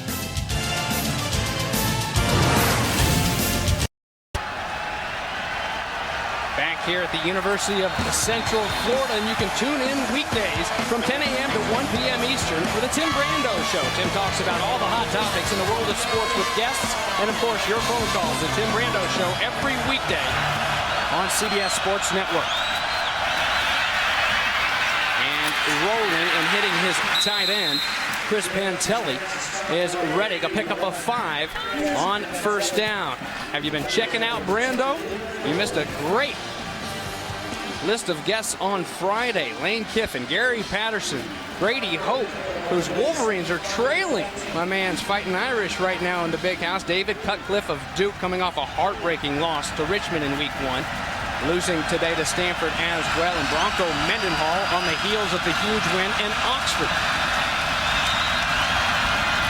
The stretch play to Taj Kimball and a short gain, so it will be another third down, trying to get their second one of the night. Let's get it over to Brett Stover right quick from the Inside College Football Studios in New York.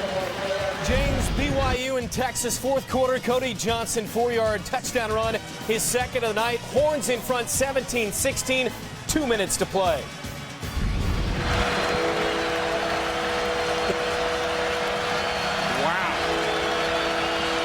Another good one. Back-to-back weeks for Bronco Mendenhall's BYU Cougars. Welcome to the land of independence. Here's your third down and 3. And too high for Andre Williams right off the fingertips. It would have been a first down and more. Instead, the punting unit trots out for BC. Well, that just goes to show you that's another area where Montel Harris has missed, as good as Andre Williams has been for BC. One of the things the coaches talked about was his ability to be able to catch the football as a receiver. He's a good blocker, good runner. But that was a desperate third down that this Eagles team needed. Now they kick it to UCF and give them a chance. Robinson one more time calling Peter. Don't touch it. And a little roll for the Eagles. 46-yard punt. Field position in favor, though, of the Knights still. Downtown Orlando. Lake Eola. We'll be right back to Central Florida. And welcome back to Orlando. Taking a look at UCF defensive coordinator on the knee there, John Skladany. He's got to be very happy about the way his group is playing. UCF getting better and better on the defensive side of the ball and showing up tonight. Play pass. They get it out there. A quick wide receiver screen. A.J. Guyton. And he'll get a couple yards on first down. Jim Noel, who's had a good night tonight, on the stop. What is a defensive coordinator? What is an offensive coordinator as far as that goes? What's the first thing they look at when they get that stat sheet at halftime and in post-game? That third down is such a big number. And you talk about Skladany, his defense holding BC 1 of 9 on third downs tonight. Here's a second down and 8. And making the right read there is the sophomore quarterback, putting it in the belly and keeping it there. Tay Murray has a first down, 11-yard pickup. Tay Murray's got very good vision and good strength to be able to run that football. Text hotelplanner.com to 411-24-7 for your chance to win up to $500 worth of hotel rooms on hotelplanner.com.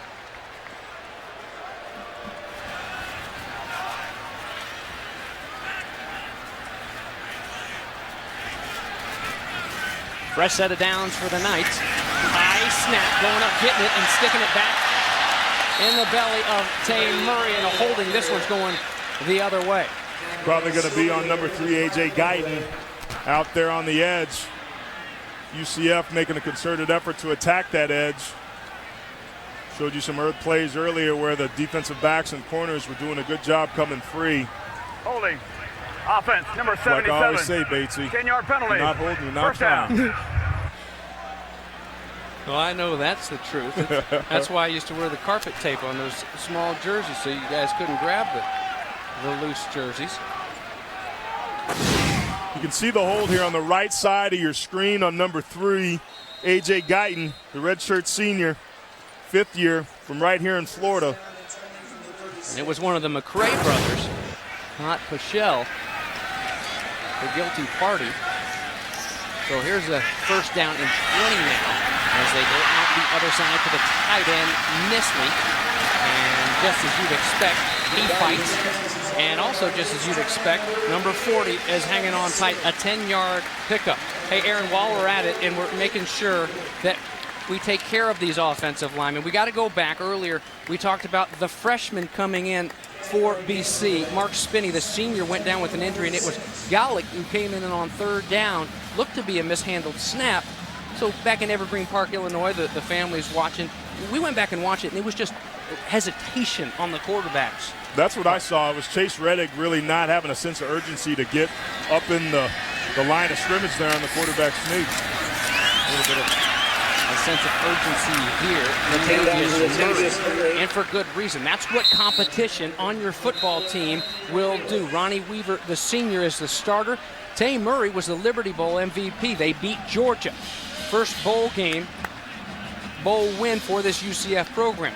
Conference USA Championship game MVP right there. 6'3", 225-pounder for George O'Leary. And he's also got Bryn Harvey breathing on his heels. And what that means is this Boston College defense has been on the field all night, is getting a fresh set of running backs coming downhill at them play after play. Excellent point. What do the Knights have now for 3rd and 6? 3-man rush rather, as a defensive lineman steps out. It won't matter though, he can't get back there in the territory of A.J. Guyton. The redshirt senior has a first down for the Knights, and they're marching.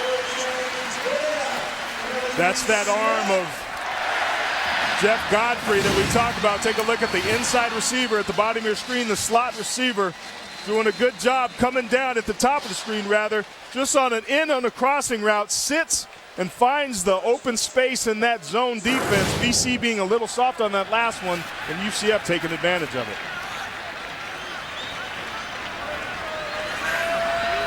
Trips at the bottom of your screen. Walking up is the linebacker, DeVito, blitzing, picked up, throws it, and what a catch, going up and pulling it down, J.J. Wharton. Knights are inside the 5, 20-yard throw and catch. When we talked to the coaching staff about J.J. Wharton, they said this young man has great hands. Not good hands, great hands. He will go up in the air, catch the ball at the highest point, and snatch it out of the air, and that's exactly what Wharton does on this play. Tremendous individual effort, and Jeff Godfrey feeling good. He's not just a running quarterback, he's the leader of this offense, and he's got his team marching. Gio Vanetti, the fullback, leads the way for Tay Murray, who lunges forward, gets 3, and is about a half-yard shy of that goal line.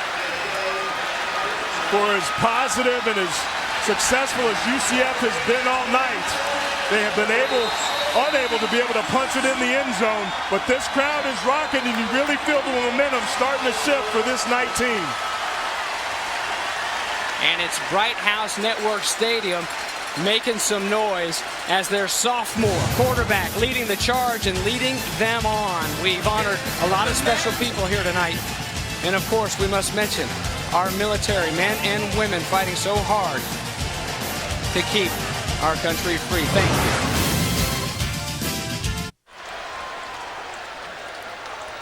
12 total points scored through 3 quarters of play. We move now to the 4th and 1 yard away from scoring the first points in the second half.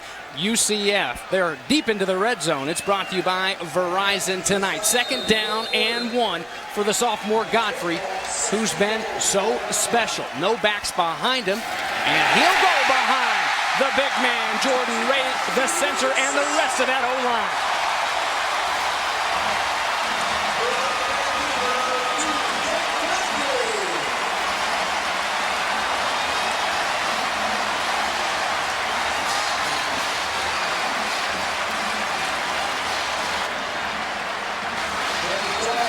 That's the first time UCF has been able to get a touchdown tonight. First touchdown of the night. Been a very defensive battle, but how fitting that it was Jeff Godfrey behind his big, powerful offensive line to put it in the end zone. Katoy was on a short leash. He's been perfect tonight, though.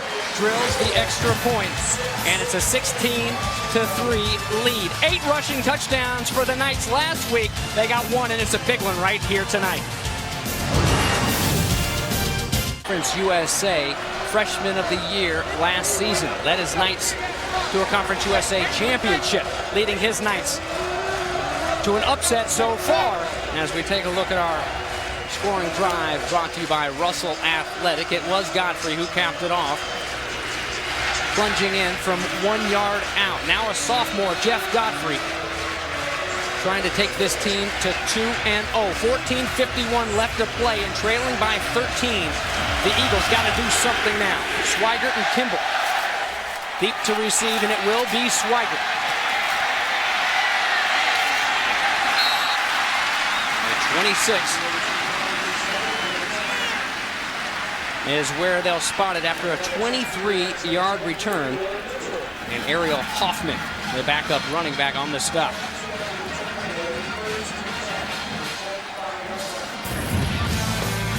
Well, this BC offense have been struggling.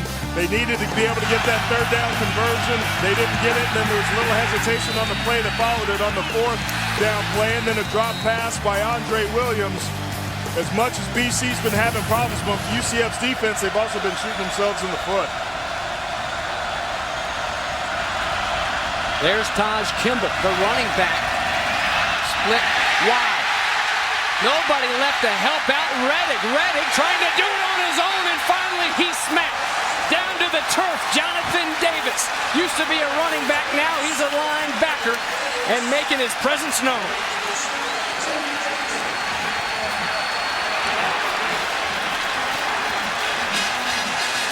Great job by that defensive front of UCF right off the snap. Keep it on the right tackle off the right side of your screen.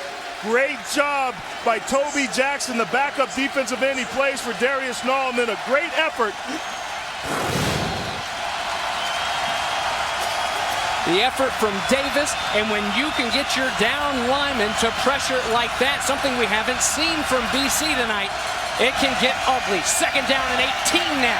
They go with the draw, trying to get a little bit of that yardage back, and not much there. Nothing gained by Taj Kimball, the redshirt freshman playing in his homecoming back to the Sunshine State. Victor Gray, the defensive lineman, was in there first. Coach Spaz and his staff told us this week, we need the guys up front on the offensive line, and especially the defensive line, to step up. They need to protect the quarterback right here. But a 3rd down and 18 is the order. It's a tall one. The pressure off the edge and turned around. What a great job of recovering by A.J. Boyer. He was stumbling and falling back backwards as Reddick tried to go to Coleman, and he was able to regroup and pull it in.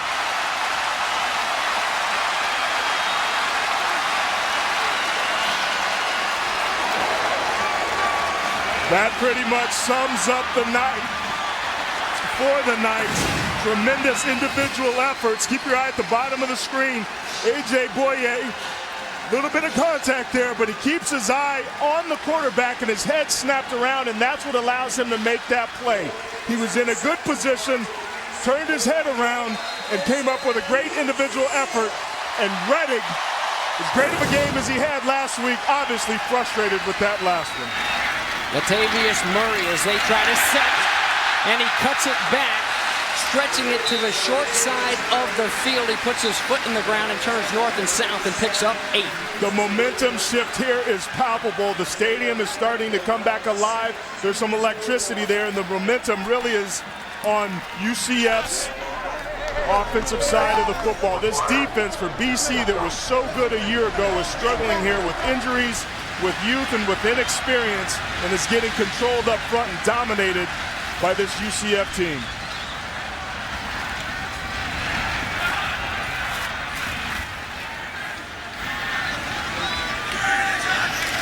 Second down and 2. You can get fancy here, but you don't need to when you've got Tay Murray running the show. Great blocking down the field by A.J. Guyton.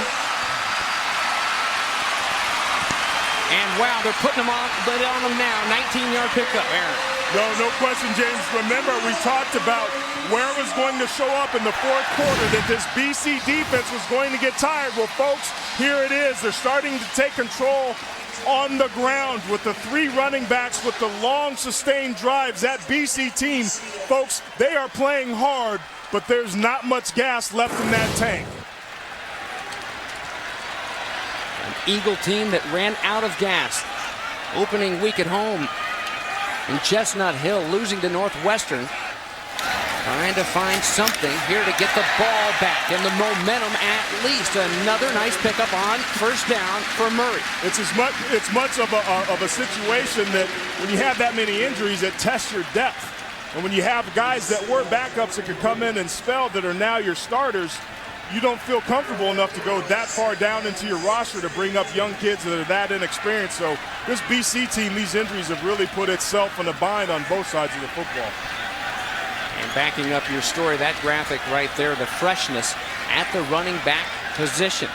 It's Giovanetti, the fullback, offset. Next to Godfrey, behind him, it's Tay Murray.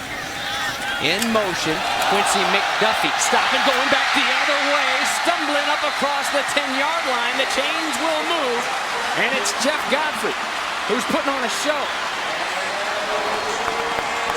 That was Quincy McDuffie that came over the top on that fly sweep motion, cleared out some of those linebackers, and Godfrey doing what he does. Great move and ability to change direction and get north and south. He is a little jitterbug in there. And if you're an offensive lineman, this is the point of the game that you love. You relish it. You're taking over. You see the hands on the hips of that BC defense. These guys are tired. Caleb Ramsey, their usual 3 technique, number 96, he's out tonight. This defensive line is tired. They're running out of rotation. Again, they go with McDuffie in motion. And Tay Murray refuses to go down. Kuechly, trailing, finally drags him down and keeps him out of the end zone. Well, we talked to George O'Leary about why he did the tug-of-war, and when he does position drills, what is it that he looks for? He says, where's the second effort? Football plays are made on second effort, and this is a great job by Tay Murray right here with a great second effort on the run. And you can tell that BC defense is tired. They're breaking tackles and falling off. Arm tackles aren't getting it done because they can't get themselves into position because they've got nothing left. Where's the second effort on second down and 1? Offset I in the backfield with Godfrey.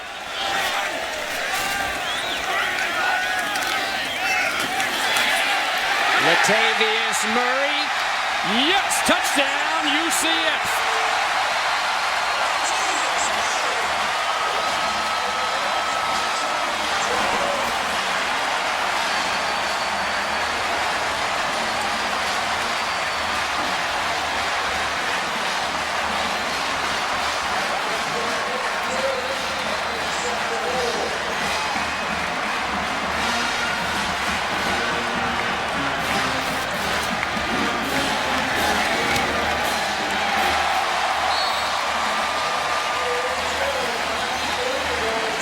It is 23-3 here in Orlando, and the UCF Knights 9 minutes and 30 seconds away from winning their 4th game against a BCS opponent ever.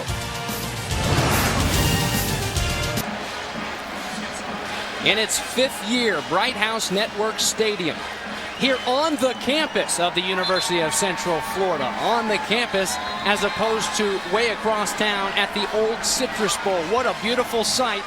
And the UCF Knights are knocking on the door of bringing home a victory over a BCS opponent to this hometown crowd in this stadium that George O'Leary built for the first time in school history. They were so close a year ago tonight. NC State coming in here. The Knights lost 28-21, but in that game, they found out that they had a pretty special gunslinger in Jeff Godfrey, a freshman then. He went on to lead these Knights to a Conference USA championship and took home the Freshman of the Year honors in the conference. Now a sophomore trying to move UCF to 2-0. Here's Taj Kimball. Up near the 30-yard line. Long way to go, and it's getting to be a short time to get there for Chase Reddick and his BC Eagles. Just under 9.5 to play. Let's take a look now at tonight's Polaris hardest working players as we add an S on there. All these guys on offense and the rushing attack of UCF. 37 carries, 176 yards. Your Polaris hardest working men, and hard working tonight for BC. One of the bright spots, Bobby Swigert, the sophomore from Louisville, Ohio, unable to pull that one in. So a 2nd down and 10 for BC. I think the offensive line of UCF is working pretty hard as well. And speaking of offensive lines, BC, this is a point in the game where you need some senior leadership to take over, particularly up front. And unfortunately, we've mentioned it before, BC just doesn't have it.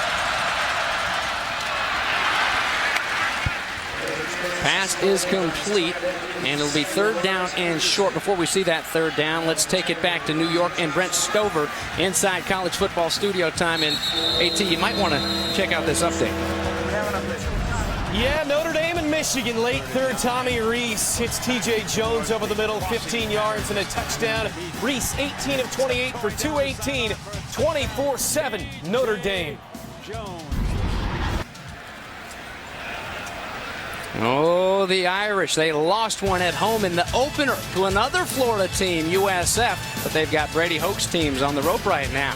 UCF up.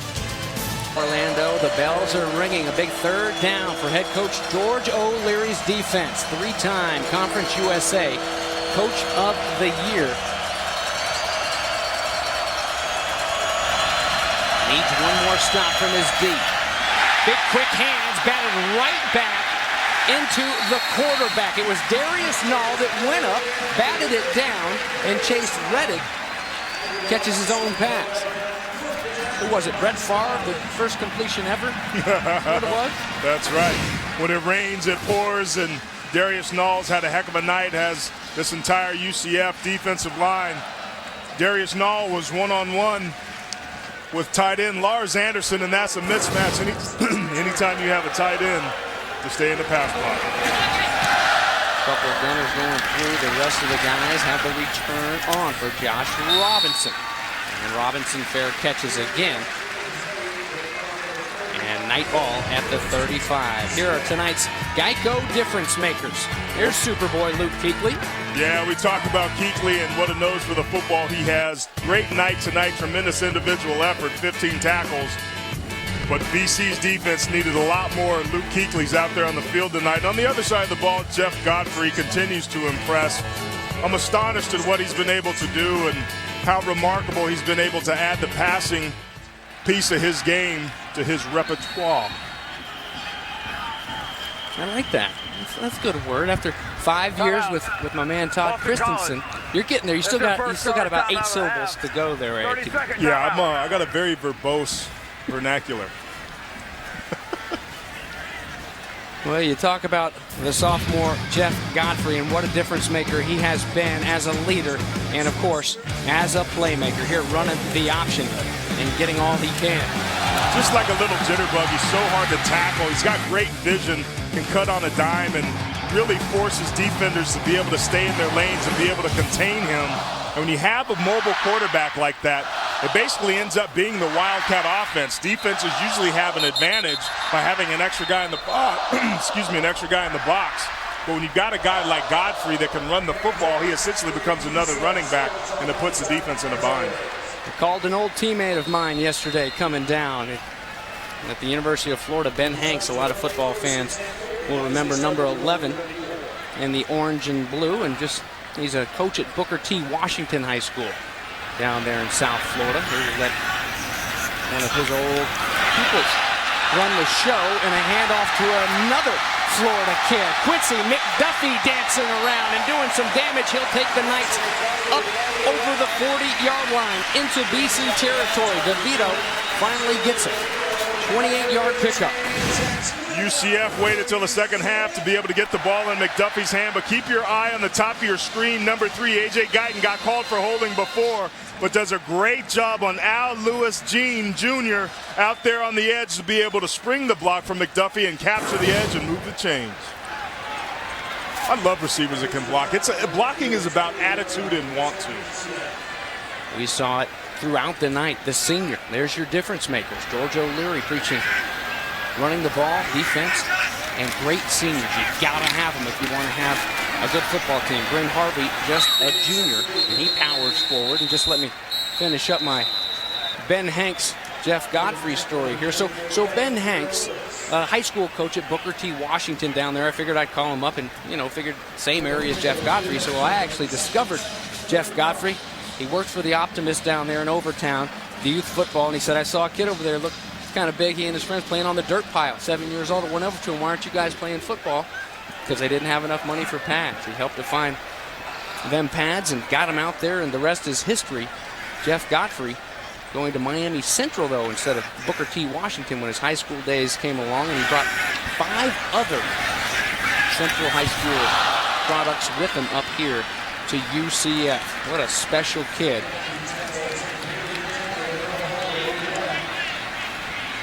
Rare errant pass there for Godfrey, looking to get the ball to Linnell Hall, the freshman from Miami. Godfrey's been pinpoint accurate. A lot of short passes tonight, but those have been extremely effective of both keeping the defense honest, but using them as runs and keeping that clock going. And I think it's really paid dividends as they've had BC's defense out on the field for quite some time. They're looking tired. 3rd down and 7. Corner blitz coming from the edge, and Godfrey's going to have to roll. Throws it way over the head of Chemist Williams. Great job by BC that time getting themselves off the field. Jim Noel coming off the edge that time. These guys are tired, but I tell you what, watching BC last week and watching them this week, even though they played tired, they play as hard as they can. There is no quit in this team. They're a very well-coached team with a lot of pride. They just happen to be young and a lot of injuries. And as soon as they get some of that fixed, this team will be back on top. We've seen Bonner boot a couple long ones. How does he do pinning them inside the 20? Does a great job as Swigert forced a fair catch it at the 10. And it'll be inside the 10 to start. Now it's time for our Napa play of the game here tonight in Orlando. This was A.J. Guyton's ball down to Wharton. Big play over the top. A great job by J.J. going up and getting it out of the air using those great hands that he had. Longest pass play that UCF had tonight, and it was a big one, getting them down in the red zone that later led to their first touchdown. And then after that, it was a wrap. They went on a roll, got some momentum, punched in another one. And now it's BC's turn to dig deep and find a way to get something going offensively. Right there in the thick of the student section, making some noise, and Reddick can't connect with Pantelli, so it'll be a 2nd down and 10. This campus, driving in about 3 hours before, was hopping. What great energy here at the University of Central Florida. The kids having a great time enjoying this program, the football program. The Knights coming off their best season ever. the facilities from football to basketball. Donnie Jones has great juice going on around here too, and it's like an Olympic village for these athletes. Here's your 2nd and 10, and Swigert hauls this one in. The chains will move as he's brought down up at the 28-yard line. Well, James, you talk about a lot of these kids having fun. BC hasn't been having much fun tonight, but when you can connect on passes like that, it's got to be able to get something going from a confidence standpoint. Whoa, Josh Robinson came underneath, flipped it up to the linebacker. Lynham gets it before it hits the grass, and another big defensive play.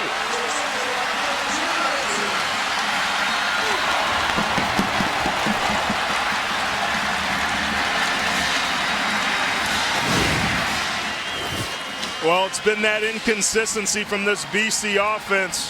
Josh Robinson doing a great job of doing the tip drill. Every single practice in defense, they work on the tip drill. Josh Lynham does a great job being heads up and making the play. And that's been the difference. Josh Lynham, a senior, stepping up and making plays. UCF is an older team than this BC team, and they're playing like it. Tavares, Florida, home to Josh Lynham. And Tavares High School, that's where Jermaine Taylor, the former UCF Hoop Stars, from. We remind you tonight's primetime game being brought to you by Discover Car. And that's the only thing that's going to get Latavius Murray out of the game right now is a bum wheel. So in comes Ronnie Weaver, who started this contest. Give you a nice pan of Bright House Network Stadium. 2nd down and 2.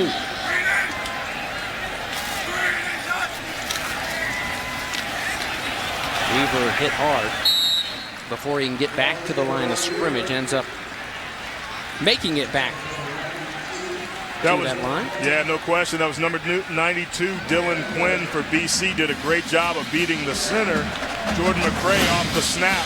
And that's that effort that we're talking about, off the left guard, Justin McCray.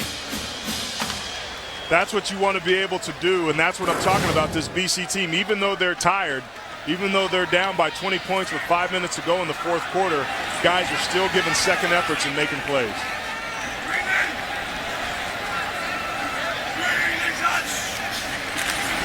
A 3rd and 1, and going right back to the hot route, throwing it where they're coming from. Smart play by the quarterback. On a 3rd and short, they get big yardage. Kuechly running them down, but a 15-yard pickup and knocking at the door one more time. These UCF Knights. Really seems like UCF has had BC off kilter all night, putting fresh back after fresh back in there. Really seem to be hitting their stride late in this game, keeping the Eagles off balance. 16 tackles, 17 with that run down there for Luke Kuechly tonight. He just will not quit. A keeper. And the little man's got some power. Stood up the junior All-American linebacker. The little big man. Whoa. Well, we talked about the fly swatter and the fly. Those were the two players that we talked about at the Open. The dynamic playmakers for each team meeting on that last play. And Jeff Godfrey, all 182 pounds and 5'11" of them, taking on Luke Kuechly, the best linebacker in the country from a tackle perspective last year, and he wins the matchup.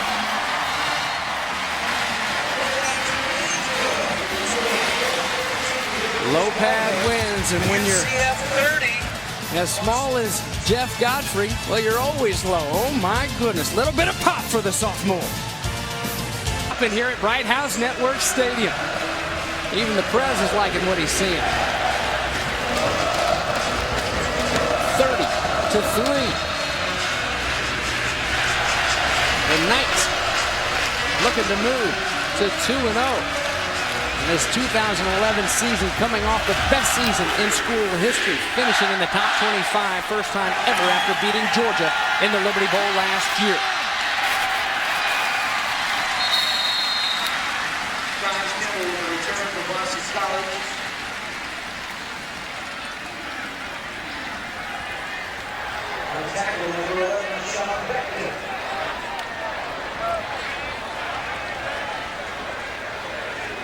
Well, say what you want about the guys from Charleston Southern, Aaron, but again tonight in the red zone, impressive, these guys.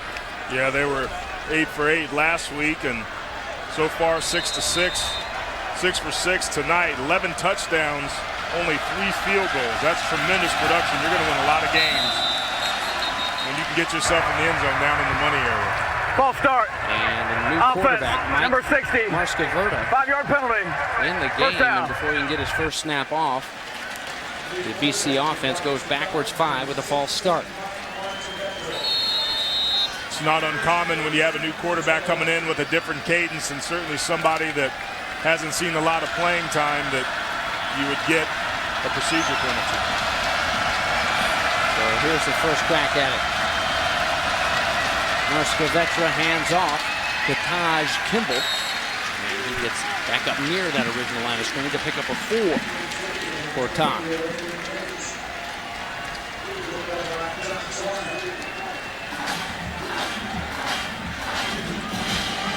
Marscaverta from Oakland, New Jersey. BC's got a lot of their backup players at all positions in there now, realizing the game's out of hand, but wanting to get some quality reps for the young guys and build some confidence and experience. Almost fumbling that one. Taj Kimball pulls it in, but he's stopped and dropped for a loss by the freshman out of Denver, Colorado's Mullen High School, one of the better programs in the nation and one of the better linebackers in the nation, Leland Willingham, stopping Taj Kimball there. UCF, on the other hand, has most of their starters in. They've had a heck of a ball game tonight, that defensive unit. They want to finish this thing out strong as the bells are ringing. 3rd and 15, screenplay. And churning hard. How about the effort at Rolanden Finch, the sophomore from Indiana in St. X High School, another proud program. It's a great call there on 3rd down, a good safe throw for the young quarterback, but also a great way to take advantage of an aggressive pass rush. We're taking a look at Victor Gray, who's had a tremendous night tonight, down on the ground. Young man added 10 or 12 pounds in this offseason. Little undersized, the coaches say, but he's scrappy. He's a tough guy, likes to get in there and mix it up. He's from Orlando, from Dr. Phillips High School, and got to be happy with the way he and his unit played tonight. But unfortunately, on the other side, taking a look at Chase Reddick's night, this is his second game without a touchdown, 3 interceptions. As a quarterback, your #1 job is to be able to protect the football. Even though that was a great individual play by A.J. Boyer, this is still a ball that you can't throw, and then the unlucky tip drill, throwing it into tight coverage against Josh Robinson. Not the way that you would want your night to go for Chase Reddick. This young man has a lot of talent. He's got a lot of upside. It's just a matter of time. He's playing behind a young offensive line. He doesn't have a running game to help him out. But once he does, the young man from Sierra Madre, California, could have a bright future. Another fair catch for Robinson, and he'll take it right there. We mentioned off the top, Fani Moma, the 5th-year senior wide receiver, done for the year, but even the big man wouldn't have made a difference tonight. It was pure hustle from UCF. Coming at you next, it's Inside College Football. Adam Zucker, Brian Jones, and Bruce Feldman are standing by with highlights and analysis from all of today's matchups. It's Inside College Football coming up next on CBS Sports Network. And George O'Leary switching up his signal callers as well. Blake Bortles, who went 8 for 10 against Charleston Southern in mop-up duty last week. And Coach Trick to point out that Bortles has the best passing percentage, completion percentage in Conference USA right now. You know, we talked about sending it back to the studio in just a little bit. Some of the big stories around the NCAA. Coach Spaz's old team, Penn State, falling to the Crimson Tide in Happy Valley. And, how about the scare there for Ohio State? 27-22. Toledo had a chance to go down and score at the very end. And, well, the eye of the tiger, that's right. They decided to show up and play. They didn't. Against Utah State last week and almost went down at home, the defending national champions. False start. Offense. Number 79. 5-yard penalty. Second down. So make sure you stick around to get the recap of those games and all the games from across the college football landscape. And just go check it out with those guys. Brian, listen to BJ. I know you spend a lot of time there in the studio with him. He and Zucker and Feldman this week, they do such a great job and have so much fun there in the studios, and who wouldn't? I tell you what, we cover all our bases with those three. We got something for everybody. Isn't that the truth? Here's Jim Harvey one more time showing you what he's got, trying to get back in the thick of things. The junior from Largo, his big year, remember, was Charlie Taft's first year. He was redshirted last year, a medical red shirt, and 2 seasons ago he led UCF in rushing with 1,109 yards. Yeah, Ronnie Weaver and Latavius Murray, they're more downhill runners, but Brent Harvey, he's got some hops and some explosion. He's somebody that, when he gets to the second level, can make things happen, makes people miss a little bit more quick than those other two guys.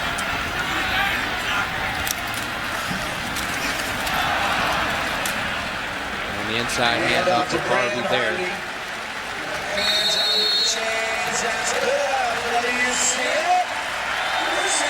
And that AT should do it. George O'Leary has turned this program around. Year number 1, they went 0-11, 8-5 the second year. And it was in that second year that a board of trustees voted and approved on financing a plan for this Bright House Network Stadium. And it happened. A lot of times people will talk about it. It happened, and that gentleman right there made it happen. And the UCF Knights are making exciting things happen right now in Central Florida. They just took down their first BCS opponent here at home in the history, 5 years of this stadium.